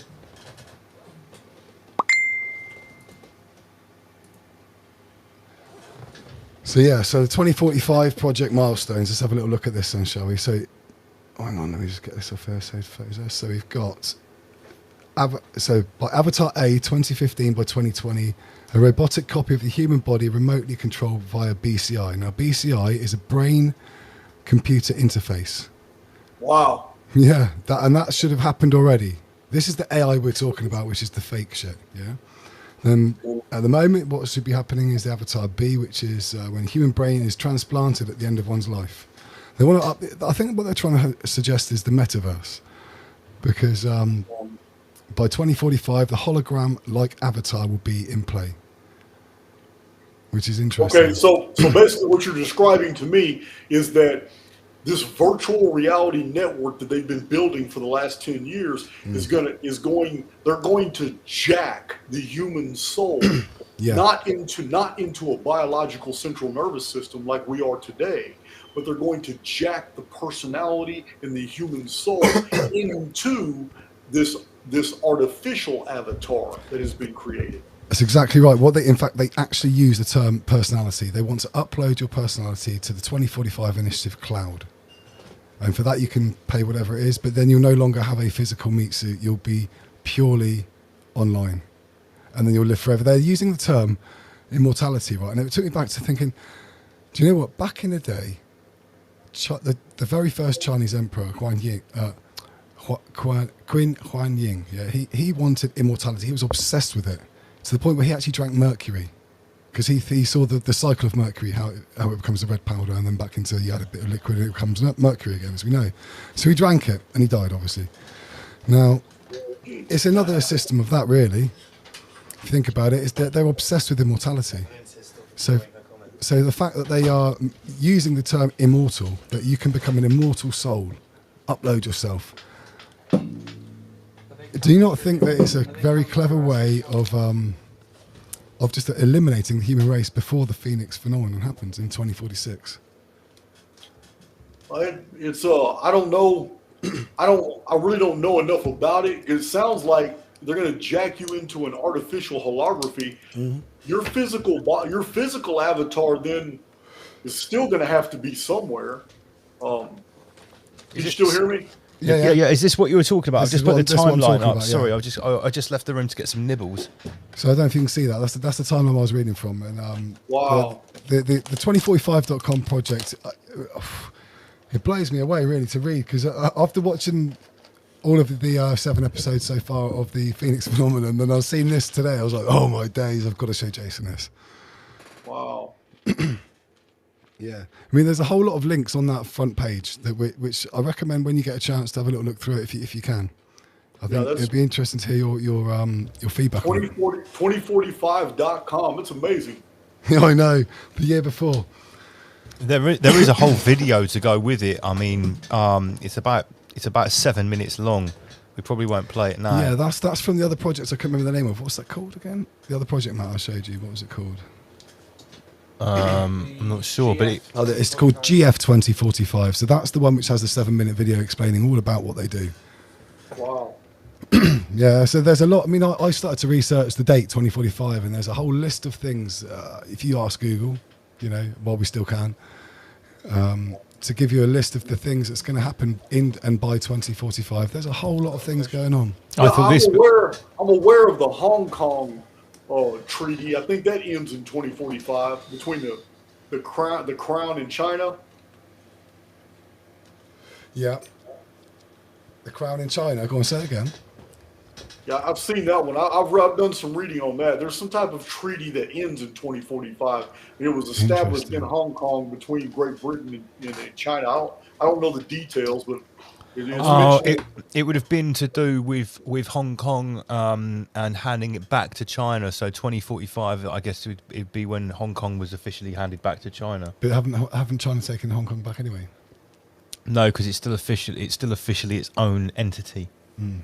But it's on a lease. Hong Kong is a lot like the Vatican, New York, and London. They're all captured operations that no longer belong to the actual countries they're in. Yeah, it's interesting because the City of London has its own set of rules. It's not governed by its own by the UK law as such. Just like Washington D.C., just like the Vatican. Yeah, the Vatican's an interesting law system they've got there. Yeah, like a state within a state. Just another massive rewind. I know we're jumping all over the place, but that's the nature of the show. Another collaboration you've done, and the second one that I didn't mention, is with a guy who I really, really want to speak to, Bro Sanchez. Oh, yeah, that was a good video there. Yeah, that was a very good video. I was really enjoying that the other day. love him or hate him, that guy has a very natural way of talking about the nature of what's going on. And when I saw that you two were collaborating, I was very excited because I think that was a little bit overdue potentially. Yeah, he's you know what, people really resonate with him because basically for the same reason another set of people resonate with me. It's I'm an ex-con. Listen, I got street cred. I know where I come from. I've been through that life, and people resonate with the fact that, hey man, this guy's sincere. He's putting himself out there. He knew everybody was going to look up his criminal history, and he's still out here putting out this data and doesn't give a damn. Because I live like that. You know what I mean? I don't care about your opinion. I'm going to put out my material whether you like it or not. You can leave. So Bro Sanchez is a lot like that, man. He still has that street vernacular. He's got that street wisdom, man. Yeah. And he brings that to the table, and people respond to that. A lot of his community are just like him, and they respond in that vein. They wouldn't really fit in Archaix because we're speaking from different perspectives. We come from different backgrounds. Our vantage points are very different. Bro Sanchez and I are basically saying the same message, but we're saying it in the language that's acceptable to the communities that we've built. Yeah. That's why it's important to have people like yourself, like Bro Sanchez, from each of the communities to bring this one bigger community together. And I badly want to speak to Bro Sanchez because apart from me really admiring him as a podcaster and thinking he's just generally wicked, I think it's really, and I hope he won't mind me saying this, I think it's really important to say that a lot of people that he rubs shoulders with are actually black supremacists who blame everything on the white man. And Bro Sanchez is very open with saying that he has sort of evolved out of that thinking, although he still talks to those people and still debates them and is still happily to engage them. And what you're saying about having people in different communities and different aspects, I think Bro Sanchez is a pioneer in that respect because he sort of rose above the sort of, in my opinion, slightly jaded view of a lot of his peers that were talking about some of these subjects and looking at it from a very identitarian point of view, rather than you know looking at this as a meat suit experience per se. Yeah, so this is one of those things where I put a shout out and I want to speak to Bro Sanchez, and I'm going to put that message out to the construct. We need to get him on the show. Yeah, for sure. Hey, listen, we were flowing, we were vibrating on the same frequency so well that I was shocked when somebody told me 3.5 hours had passed. I didn't even think 2 hours had passed. We ended up doing a show that was 4 hours long. Yeah, well, he does legendarily long podcasts. I mean, we used to say that we go for 5 or 6 hours, but 5 or 6 hours was his norm. I've seen him do 12, like 11 or 10 or 11 hours. We would do like maybe 2 hours of music within that as well. Oh yeah, we'd fill it up with music. He has a little music. interjection of music now and again, and that's about it. But that's another synergy that I've got with Bro Sanchez. We're both rappers, and and we sort of we come from that background, so I definitely like to speak to him. Right. What I like actually about Bro Sanchez is like he's clearly like off the street, like real people are as such in his sort of like walk of life, but he's still able to put across the message like what Jason said. He doesn't give a shit, and he's absolutely fearless to say what people that usually live in that hustle wouldn't necessarily be wanting to be saying in front of other people. These kind of topics about the nature of the realm, Well, and also standing above a linear construct as well, left and right or black or white. You have to look a bit further into life than it's much more complicated than that, as always. Right, a few topics I want to throw at you that you may want to comment on or not. You may not even heard of, right? In the UK and in Ireland and in Australia and New Zealand, so far I know, we had this thing happen in the last 6 months, separately in each region, called the Emergency Alert System.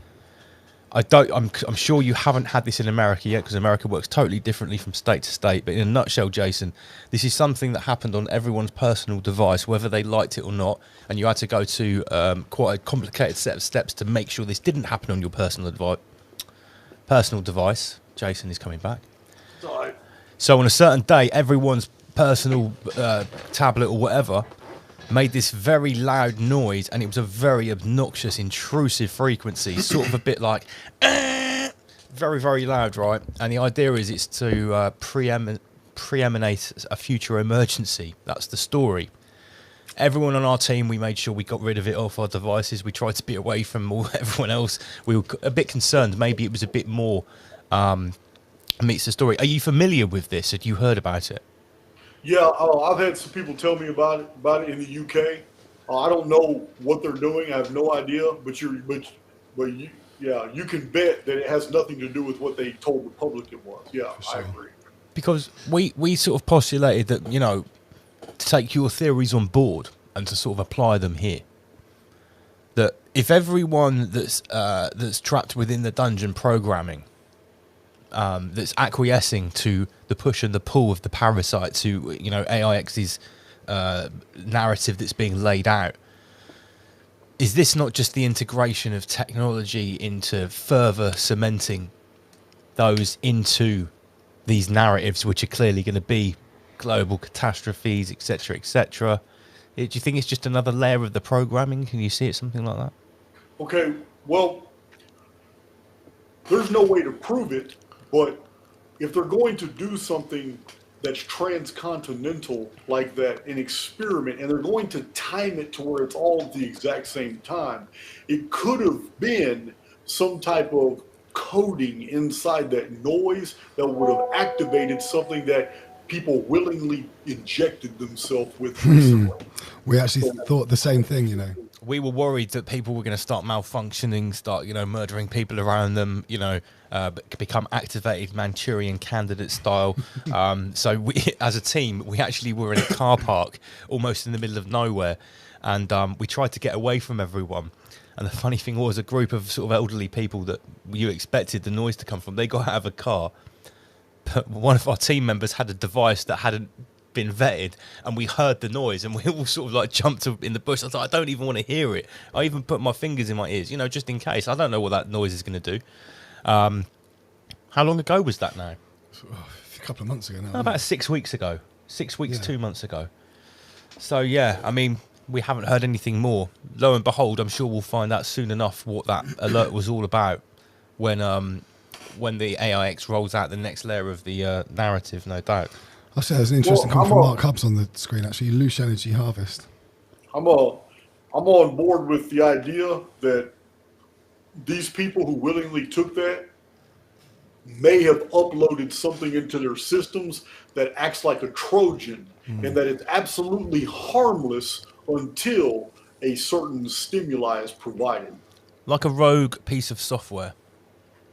Yes. Into the meat suit. An artifact. Which leads me on quite nicely to my next point. You were talking earlier about the proposed phenomenon of choosing to detach yourself from the dungeon programming, from the narrative, and as you detach yourself from it, as you leave its resonance, it can't be bothered to interact with you anymore. Do you think that this choice, and we have to be careful when we talk about that choice that goes in the arm, the Britney Spears concert, as we coined it, do you think that could have something to do with the separation of a different, let me say, what's the word, a different concentration of essence in the realm? So for instance, if you wanted to find out where the real sentient errants were, you could conduct a ceremony where people that weren't paying attention did a certain thing. Do you think that this could be a certain separation before a harvest or something like that? Could you postulate on that? Well, the sheep and the goats are being divided as we speak and have been since 2020. But when it comes to processing everything that's going on around us, listen, it is very simple, because the greatest spiritual truths are always so simple we overlook them. But to override dungeon programming, to override negative default programming, which infects the collective, it is very simple. You have to adopt a don't give a damn attitude. Because when the construct realizes you're vibrating on a frequency that's totally alien to everything it's putting out, it will actually create a barrier between you and all the things that the collective suffer. because it doesn't want you to contaminate the control systems that's already operating and keeping everybody else asleep. You listen, not giving an F about what's going on around you and going your own way and talking to who you want to and being fearless in the propagation of what you believe to be true is actually the greatest armor you could ever wear, because the construct cannot harm you. You're doing your own thing. You're knitting your own existence, and confidence possesses powers of its own. I think that's what that's. Go on, You sorry. create a feedback loop, and the construct then begins to help you do the very thing that you're doing, which is protect yourself from the construct itself. You just don't give a damn. Do your own thing, because any inkling of fear that is attached to any phenomena around you automatically makes you a participant. Is it fair to say that the construct is greater than the confines of the dungeon programming? Therefore, when you reject the dungeon programming and you are operating in a sense of authenticity, in a flow state, you are operating the meat suit consciously. You can feel your essence flowing through you, you know what's going on. Are you still not in a synergetic relationship with the construct? Is it still not in essence feeding off you? Okay, I'm going to break this down to the lowest common denominator. And that is every single personality flowing through this programming is either one of two things. You're either a broadcaster forging your own reality and drawing all things similar to you, or you're a receiver and the construct has you trapped in dungeon programming even though you think you're free. There's only two modes of existence here. You're either going to be transmitting or you're going to be receiving. Yeah. So let me. I absolutely agree with you, Jason. I'm glad you said that. Let me take this a step further. If there is a degree of separation of the crop, shall we say, with this current injection ritual that's going on, well, when you have a harvest, when you separate the wheat from the chaff still has a good use on the farm, but the wheat has a different use.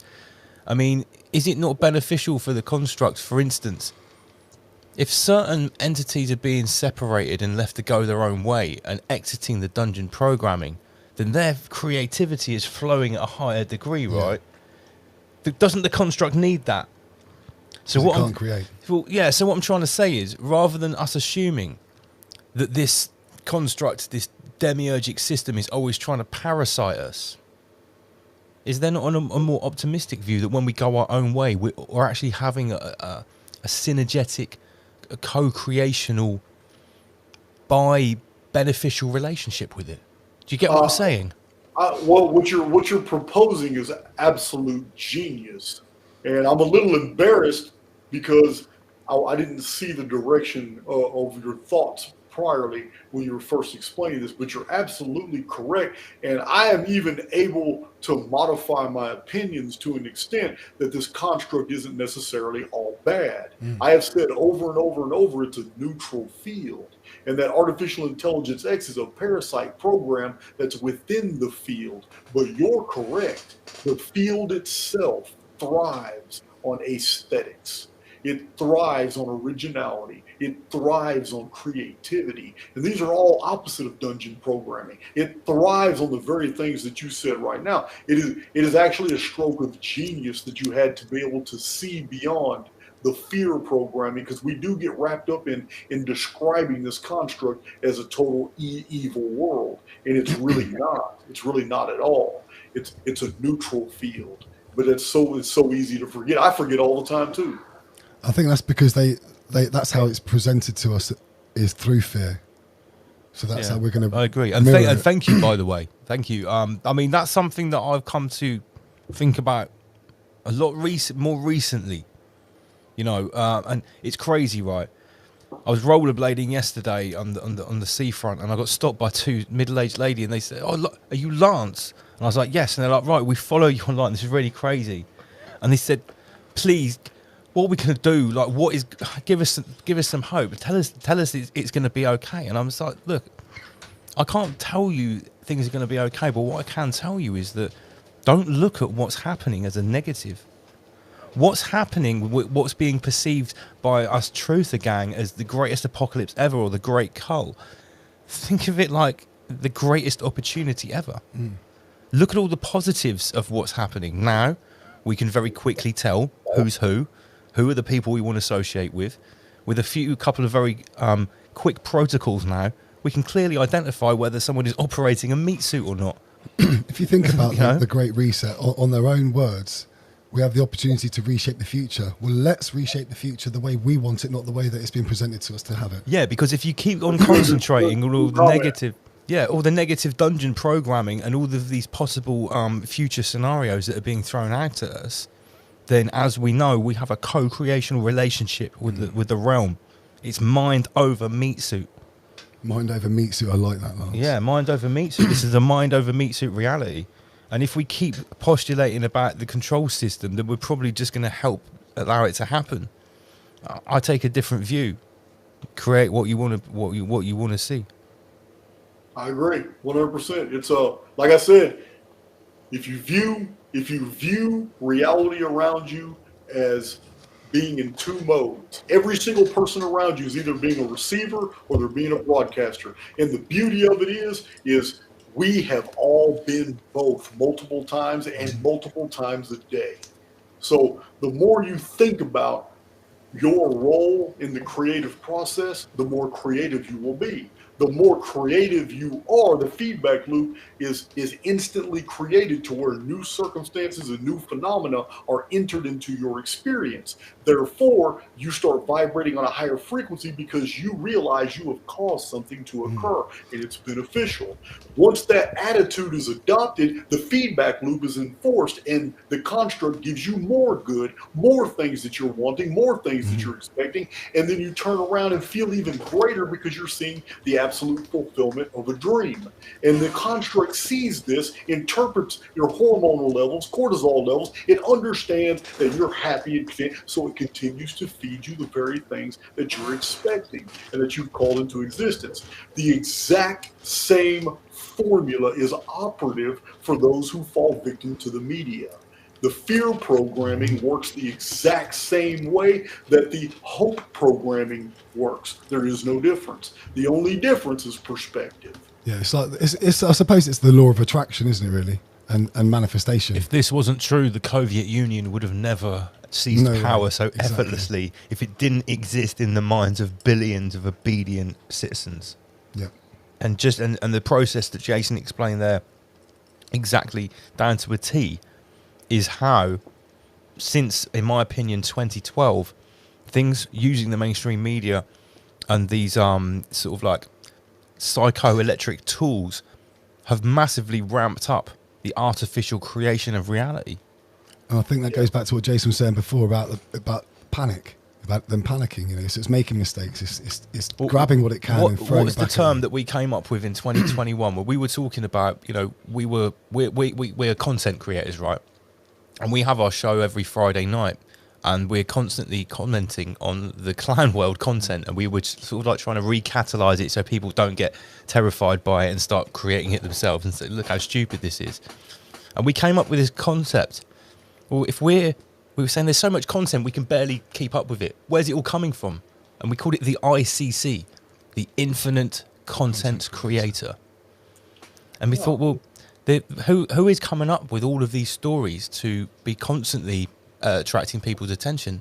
And I think this is even before we come across you, Jason. And we were sort of like toying with the idea that only some metaphysical entity or some sort of artificial intelligence.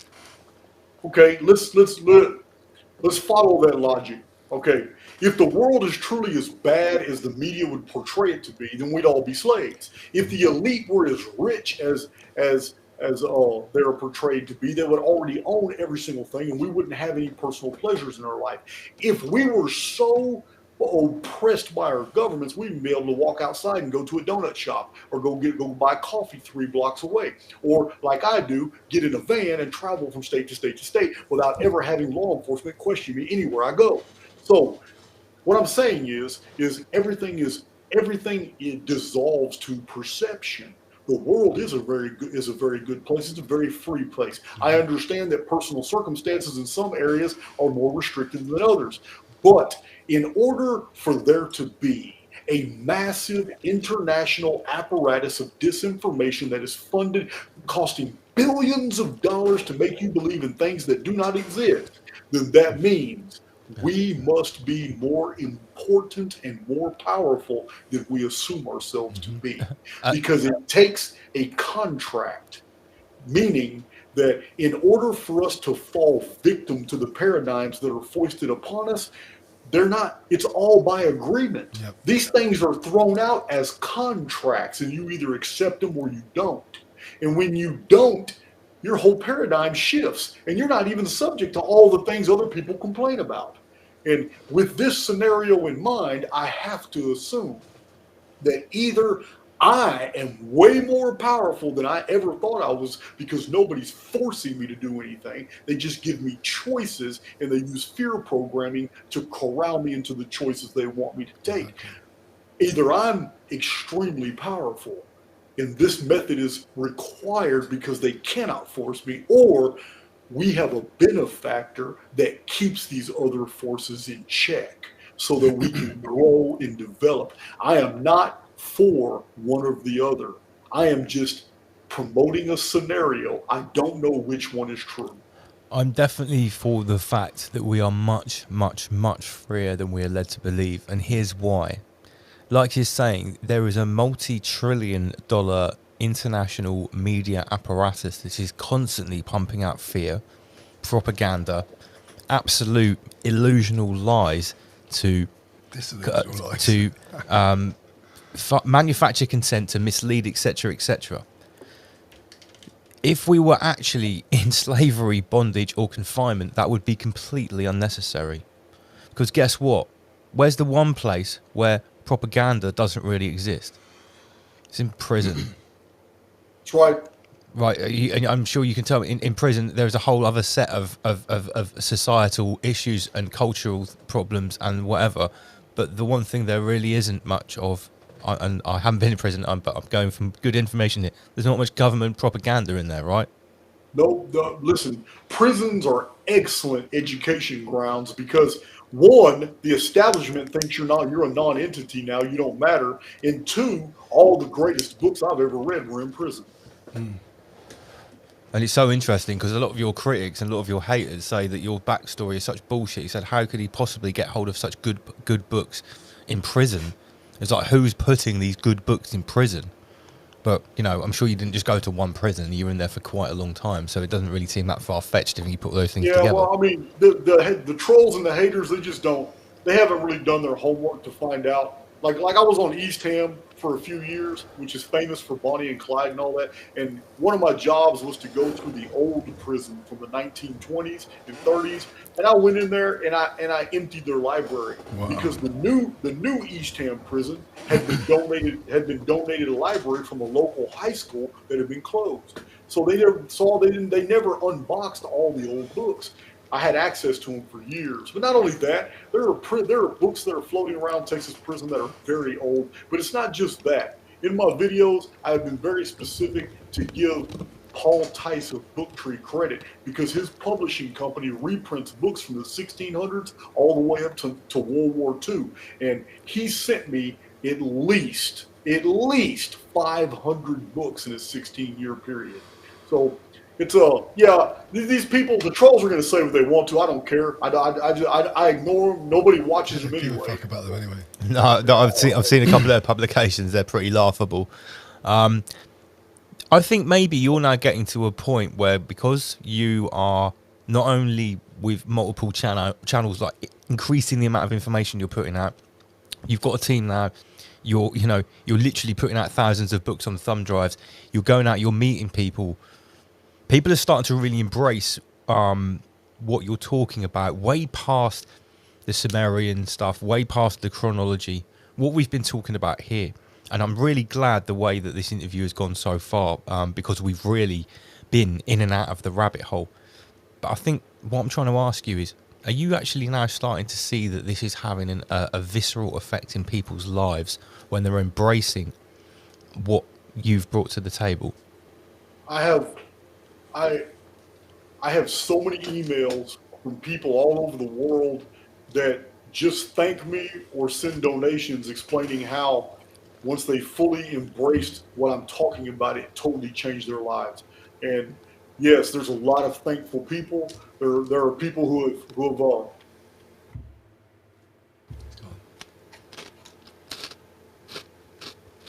That's nothing to do with me. No, it's gone. Sorry, I muted my own button because I'm eating a breadstick and Jason just dropped out.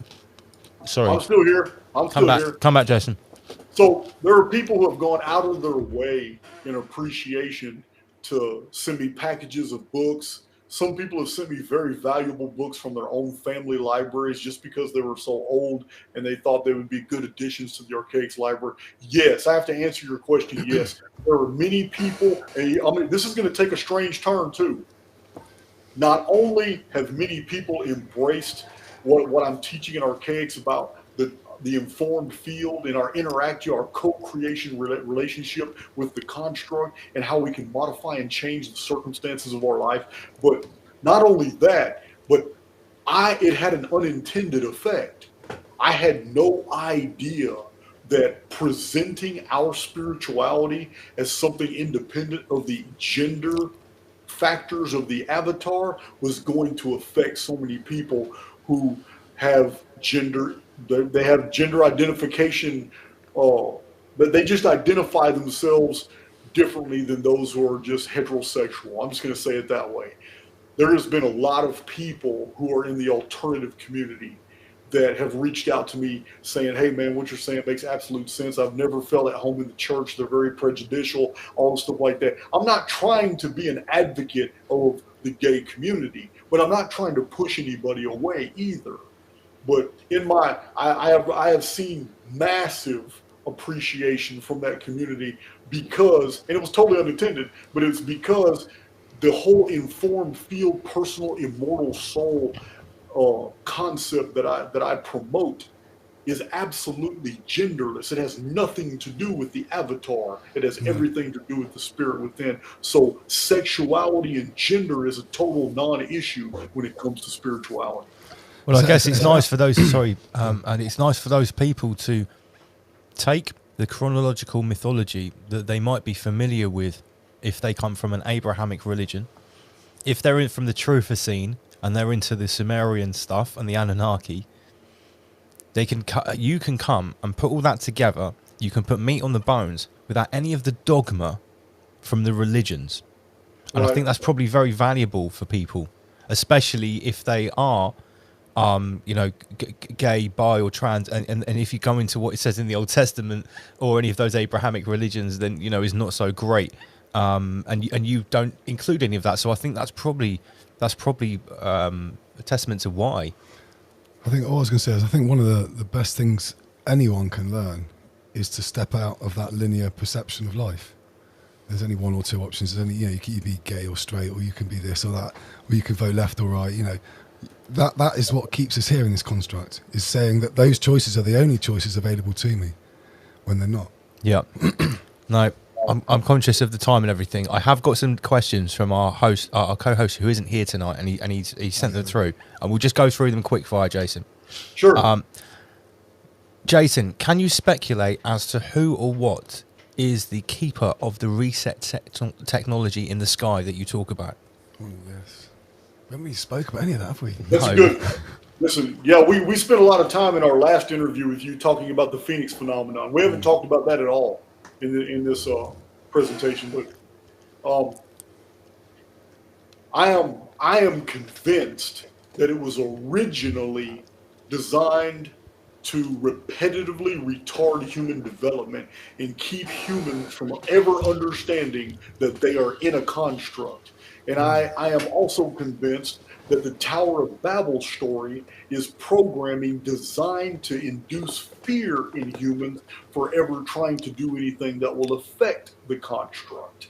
Because the original Tower of Babel story doesn't make sense outside the idea of a programmed reality. You can't create 70 different languages instantaneously from one language unless you change coding. So The whole Phoenix phenomenon deal, though, was hijacked by a benefactor with a Trojan program. And I'm convinced of this. And the story has been masked in the narrative of Enoch and in the Sumerian records of Enki, which are from two different time periods, but they're talking about the same series of events.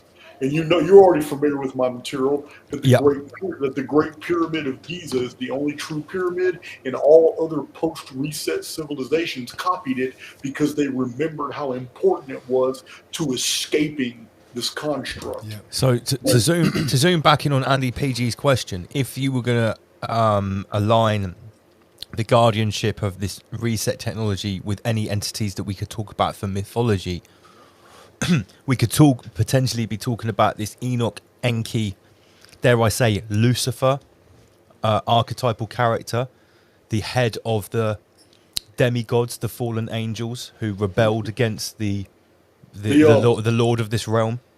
More accurately, we're dealing with a Loki type individual. Okay. And we're dealing with an entity that actually is regarded as a traitor to the other controllers. Yeah. Because the other controllers demonized him as the trickster, called him the serpent, called him the fallen one, when actually he was the Hephaestus. He was the benefactor of humanity, the Atlas. He was the Enoch. He's the one that actually provided mankind a means of escape. And he did it through an architectural project. But yeah, we're dealing with Loki as the he's demonized as the trickster, not by humans, but by the other gods, because they feel, and the gods are the controllers, which are nothing but humans on the outside of the construct. So a human on the outside of the construct introduced programming that basically undid what the controllers were trying to do. There was a moral problem on the outside of the construct that resulted in activity being done on the inside of the construct. And it concerned how we were being treated after we had already volunteered to come in the construct to perform all these things that we needed to perform. After we were in here, our controllers wanted to do something else, but someone labeled as a traitor, who is actually our benefactor, introduced Trojan programming to undo the very things our controllers were trying to do with us once we were trapped in here. Would it be fair to say that this benefactor has been symbolized as the serpent? Yes, 100%.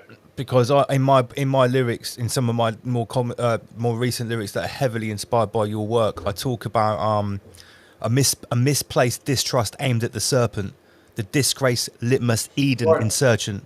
And in the Kabbalic text, the serpent is the one who speaks in secret. In the ancient Greek, it was Ophis. Ophis was the knower of secrets. In the Genesis narrative, it was the serpent that told the truth, not God.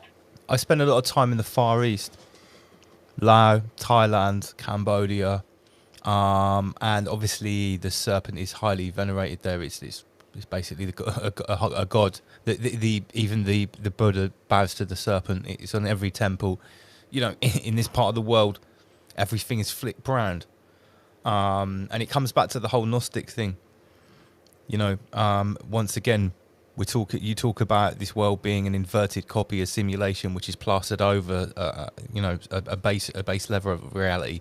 The Gnostics would say Sophia created the world, and then Yaldabaoth, the demiurge, was jealous and created this synthetic copy and tricked humanity into etc. etc. So again, I think it's very important to draw on these parallels, on these archetypal themes that go into what are many considered to be underground religions like Gnosticism. You know, people get killed in the Middle East, the Yazidis, for being Gnostics. They still get massacred and stuff because it's Satanism. Well, Mani the Persian was one of the greatest of the Gnostic teachers, and he was executed, and his writings were burned. But this is the early church. Early church wired all that up. He wrote a book of giants that's very different than the one that was in the Dead Sea Scrolls, Book of Giants. But yeah, the Gnostics regarded reality as a construct controlled by the demiurge, And the Demiurge was a false god over a false world, and that humans are essentially just souls passing through this construct. It's no different than the ancient Vedic Maya, and it's really no different than the dream time of the ancient Aborigines. So it's I'm on board with it. I believe that we've already known this from the ancient times, and it's been suppressed because the church is all about materialism. But I don't get it. I mean, I used to be a part of that paradigm, but there's no way you'll ever get me to agree again that a crucified avatar would have anything to do with an immortal spirit.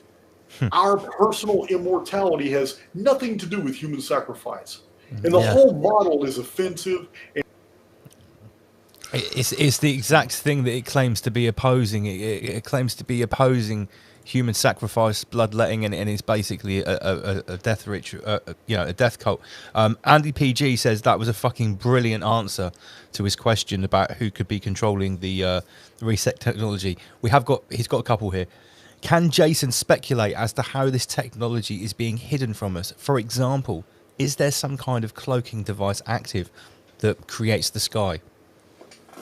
In your opinion? Okay. I'm going to tell you that even the elite have been researching this question. This is what Operation Fishbowl was about. These were about the different operations that were going on in the late 40s, 50s, and 60s. Listen, this isn't something the elite control. They fear the Phoenix phenomenon. This is something far deeper than anything the establishment has been able to put together. Instead, they have been researching this for so many thousands of years or rotations through this sim cycle that even today they can't control it. So what do? They hide underground. They go back to the same facilities they're always going back to over and over and over, where libraries, innovations, engineering, technological devices from past resets are all stored, and they bring them back up. And every 138 years, they go into hiding because they don't know if it's going to be a big one. So he's asking a question that no one in this construct can really know about. The sky is simulated. But all the sciences of the past and today have still not been able to control this Phoenix phenomenon. It does what it wants to do. It is a hunter-killer virus to those that fear it, and it is absolutely invisible to those who don't. This is why I call it a phenomenon. It literally hunts frequencies, and if you're not on the frequency that it's basically playing hunter-killer at, then it totally disregards your existence. And this is why through all these resets, whole communities and colonies were absolutely oblivious to the fact that 40 miles away, an entire city just got laid waste. This has happened throughout the historical record over and over and over. The Phoenix phenomenon is discriminating. It's almost like this tells you that it is a weapon designed intelligently, but it's not going after the meek. It's just like by the biblical verse, the meek shall inherit the earth. It doesn't seem to be going after the meek at all. The first should be last and the last should be first. Exactly what's happening. Next question. Does Jason think the reset cycle of 138 years is infinite? No, it loops back. It's going to loop in our calendar year of 2178. It's going to loop back, and I have a few videos that totally explain this arithmetic and demonstrate it for other people. So 1656. I've even been challenged on YouTube by a guy from India who's a mathematician and a computer programmer, and he even released a video showing that I was absolutely correct about 2178 being the immortal loop number. It's not like any other number.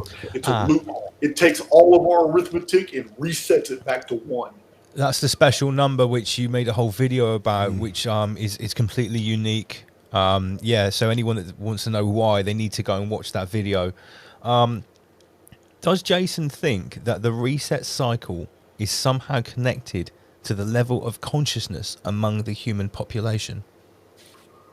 100%. Let me explain why. The 1902, it's very obvious that the elite were waiting for something.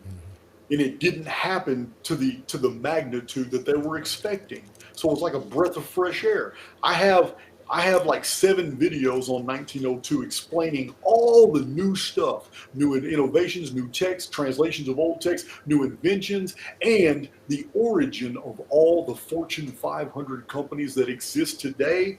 All can be traced back to companies that started in 1902. So even Harley Davidson, 1903, and I have listed these countries, these companies. I have very impressive videos showing all this phenomenon, and it's amazing that it's almost as if the elite, okay, cool, nothing happened, so they came back up and they unleashed all their technology, and they even unleashed their new libraries. New publishing companies appeared, producing new libraries full of all new books, telling all new versions of the historical past. And you also commented in the last video as well about the stock exchange being redone at that time as well, wasn't it? Yeah, the stock exchange, but it was also all the elite families were in on it. The Carnegies funded thousands of libraries, and so did the Rockefellers, and so did the Rothschilds. They were all in on it. They were all building new libraries for new communities and stocking them all up with new books from new publishing companies that were just created. What happened has been so widely covered up. It is amazing that Charles Fort and myself were able to put all this data together to show it in videos. It's amazing. But people all over the world have done their own homework.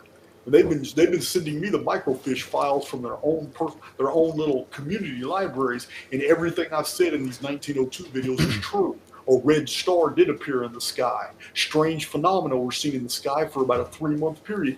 Red dust, red rain, red mud, volcanic activity, earthquakes, all these things were reported in the microfiche and the local level. But on the national and international level, it was censorship. Nothing is mentioned. So if you think about what's happening now with the change of the internet styles, going from you can find research on the internet like a library, and then you're going to be asking the internet questions, and that's it. That's the same process, isn't it? I agree. But hey, check this out, guys. This has been beautiful, but I do have a dinner arrangement in 25 minutes, and I got to get ready for that. Oh, no mate, we could talk all night, but we don't want to make you late, Jason. Thank you so much, and I will certainly email you about in the near future doing a midweek recording. Email me about a recording for Archaix.tv. We'll have a blast, and we'll put it on there, and I can draw a lot of traffic to you through that. That'd be amazing. Jason Brashears, Archaix, thank you so much. Amazing. Thank you very much. Rise above. Love you guys. Respect, mate. See you soon. All righty. Wow. What a guest, as always. As always, he didn't disappoint. I know we had a bit of a shaky start, the thing guys. Is we only got even through a fifth of the questions we wanted to ask him. I know. The first one was, I think I was doing the pop, the quick fire pop questions at the start. I got into the second one. I said like this. What did I say? Artificial intelligence X. 25 minutes later, he goes, "I'm really sorry, I forgot the question." I was like, please don't apologise. What you said for the last 25 minutes was absolute gold. Yes. Are you going to play? No music tonight. I can do. Well, what time? Yeah, I need to go to toilet break quickly. Okay, so what? I've just got to talk for through your toilet break. Yeah, go on then. Absolutely, why not? Okay. Put the headphones. All right. That's my phone, face down. Is that your phone? Oh dear. Phone face plant. Oh, okay. That's what, it's already crashed anyway. It's okay. It's an Apple. I tell you what, we can have a music video from the one like Comprehend. Check this out. It's good fun.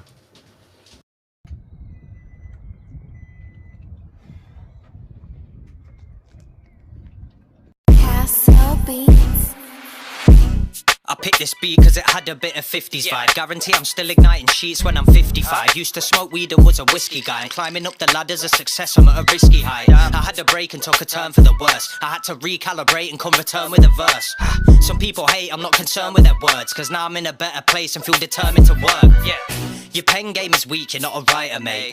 See, I can bring the heat, I'm a fireplace. You claim to be on every street, you're not dire straits. Well, I'm a freak just cause I ain't got my wires straight. Wait, I was dropped as a baby, I gotta be crazy. Some people say I'm properly lazy, cause I don't buy a ticket but still play the lottery daily. And I spent half my life drunk, I'm still probably wavy. I've been warning that 2 wrongs can never make a right, and informing that 2 bongs can really make you fly. Your brain starts to get all para when you're blazing right, making brothers start cooking up beef, now the stakes are high. Anyway, I'm digressing on my life lessons. I like stressing cause it helps me find my blessings. They said I wouldn't go far, I'm whack and weren't a dope rapper. Now they're seeing when I step on tracks I'm going mo far up. I'm feeling a little worse for wear, still I gotta step up in the club, I got my verse prepared. I ain't dying till I'm done, they don't deserve my death. Tried my hand with drink driving, trying to swerve the stress. We've all got a bigger plan on our Instagram, but too afraid to say what is killing man in their innards, fam. I guess we're too afraid to speak our insecurities. I'm counting on one hand the kind of people that deserve this speech. Inadvertently, I made myself a worse of me. That's the curse when we are trying to live life purposefully. I stay reserved in peace, I'm bigger like Hercules, but I've still got a lot to learn like I'm in nursery. You introduce me to your guys, I don't feel those. It's only ever gonna be on sight when they're in steel toes. All this stress got me looking like I frown loads. I say it with my chest, fuck yourself if you're brown nose. Look at me now, bro, I'm still broke though. I need a bit of cash, I don't need a boatload. I just need a couple racks and I need some peace, mate. I need her to push it back like she's my release date. Lately I've been feeling like a legend. Everywhere that I step in I get respect like everybody's my brethrens. And I've been teaching them lessons, I get my game on. I'm still chilling with the same don since day one. She's saying that she wanna fuck but she just came on. I'm cooking up this stuff so I'm the chef, call me Raekwon. We chatted all night, she still gets my name wrong. This tax has got me screaming to the sky, where's my wage gone? They tell me I need to chill cause I'm always stressed. I just say my mind's so broke I can't afford to rest. My insecurity showing me that my cause of death will probably be me overthinking, thinking about me thinking less. Damn. I guess we're too afraid to speak our insecurities. I'm counting on one hand the kind of people that deserve to speak. Inadvertently, I made myself a worse of me. That's the curse when we are trying to live life purposefully. I stay reserved in peace, I'm bigger like Hercules, but I've still got a lot to learn like I'm in nursery.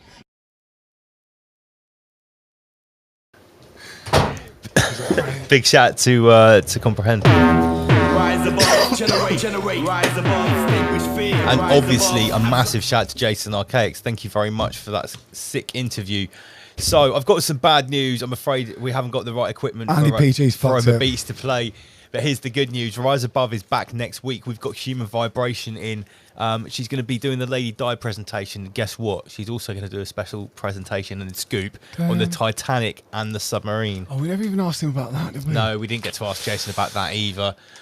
So I need to remind everybody, you can get your digital nomad training tickets right here, right now by scanning this QR code. It's the 27th of July. It's an hour online seminar on a Thursday evening, and it tells you how to make money online by monetizing your hobbies and get some extra income to ease and grease your way through clown world. The other thing I need to let you know about is RA Summit. Get your tickets now. It is for September 8th to 10th. It is a weekender conference for adults where we have socializing, networking, RA Academy workshops, a 6-hour rave from the RA team, and we have a holistic wellness Sunday brought to you by the HR department, where we have toroidal dynamics, simply yoga, Reiki from the Empress, and other fantastic wind down things for your Sunday. Get your tickets now, riseabove.tv. Let me put the correct details on the screen. This is how you support us, guys. So yeah, we'd love to see you there. So yeah, that's about it for this week. Got some good feedback about tonight already. Yeah, I think you know, I was a bit nervous because I needed to top the last interview with Jason, and it's hard to keep up with all of his work. Mate. I think we did it. It was fantastic once we got going there. So yeah, guys, we'll see you next week. And what I'm actually going to play you out with is what we were talking about earlier with the what was it called? It's GR 2045. 2045. We've got the promotional video.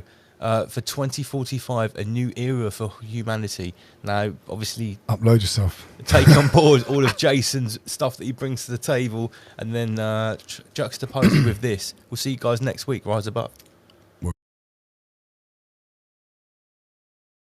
The world is on the verge of global change. The speed of data transmission has increased by multiples of millions. The rate of globally significant events and that of discoveries and crises is growing exponentially. Our civilization is like an uncaptained ship sailing on rough seas with neither chart nor compass, all the while moving faster and faster. The time we have to make the right decisions is shorter and shorter. We are facing the choice to fall into a new dark age, into affliction and degradation, or to find a new model for human development and create not simply a new civilization, but a new mankind. Historic crises show that to break the deadlock, we need technological revolution. It is clear that today's revolution will also require the deepest social transformation. The world's community and leaders should encourage mankind, instead of wasting resources on solving momentary problems, to focus on the technologies of the future: nanotechnology, biotechnology, information technology, cognitive technology, genetics and robotics. Doing so will allow us to find new sources of energy, create fundamentally new architecture and transportation, allow unprecedented developments of human cognitive abilities, refine artificial intelligences and brain-computer interfaces, simulate complex systems, create humanoid robots and cyborgs, and with the help of nanorobots, we may develop manageable matter. Find ways to transfer one's personality to an artificial carrier. Yet what we need is not just another technological revolution, but a new civilizational paradigm. We need new philosophy and ideology, new ethics, new culture and new psychology, and even new metaphysics. We must reset our limits, go beyond ourselves, beyond the Earth, and beyond the solar system. This is an adequate response to the challenges of our time. Thus, new reality and future man will arise. Could it happen spontaneously, by itself? Unlikely. Humanity does not have a master plan of its development. It seeks stability. It lives in the present and does not plan. It preserves the status quo and tries to escape development. It does not tend to map future centuries and take responsibility for evolution. In consumer society's culture, there is no evolutionary vocabulary and rhetoric. To break the deadlock, the Russia 2045 movement was founded. It is a mega project intended to reach new heights and meanings. We intend to create a new vector for civilization, aimed at constant human development and evolution. As happened with the mega projects of the last century, the nuclear and the space programs, we integrate the latest discoveries and developments from the sciences: physics, energetics, aeronautics, bioengineering, nanotechnology, neurology, cybernetics, cognitive science. May everlasting spiritual ideals and values help us avoid going astray. Our project will give new meanings to the millions of people on Earth, will become a result of their joint creativity, and will lead us out of the impasse. Away from the murder of nature and physical death, forward to the realm of freedom and creativity, to the depths of the ocean and to the stars, to the infinite universe of our inner world. Our forecast for the next 40 years. February 2012. Global Future 2045 Congress is held in Moscow. It is a debate platform for discussion of our civilization's prospects for development. 2012 to 2013, the global economic and social crises are exacerbated. The debates on the global paradigm of future development intensifies. New transhumanist movements and parties emerge. Russia 2045 transforms into World 2045. Simultaneously, the 2045.com international social network for open innovation is expanding. Here, anyone interested may propose a project, take part in working on it, or fund it, or both. In the network, there are scientists, scholars, researchers, financiers, and managers. 2013 to 2014. New centers working on cybernetic technologies for the development of radical life extension rise. The race for immortality starts. 2015 to 2020. The Avatar is created. A robotic human copy controlled by thought via brain-computer interface. It becomes as popular as a car. In Russia and in the world appear, in testing mode, several breakthrough projects. Android robots to replace people in manufacturing tasks. Android robot servants for every home. Thought-controlled avatars to provide telepresence in any place of the world and abolish the need for business trips. Flying cars. Thought-driven mobile communications built into the body or sprayed onto the skin. 2020 to 2025. An autonomous system providing life support for the brain and allowing it interaction with the environment is created. The brain is transplanted into an avatar bee. With Avatar B, man receives new, expanded life. 2025. The new generation of avatars provides complete transmission of sensations from all 5 sensory robot organs to the operator. 2030 to 2035. Rebrain. The colossal project of brain reverse engineering is implemented. World science comes very close to understanding the principles of consciousness. 2035. The first successful attempt to transfer one's personality to an alternative carrier. The epoch of cybernetic immortality begins. 2040 to 2050. Bodies made of nanorobots that can take any shape arise alongside hologram bodies. 2045 to 2050. Drastic changes in social structure and in scientific and technological development. All the prerequisites for space expansion are established. For the man of the future, war and violence are unacceptable. The main priority of his development is spiritual self-improvement. A new era dawns. The era of neo-humanity.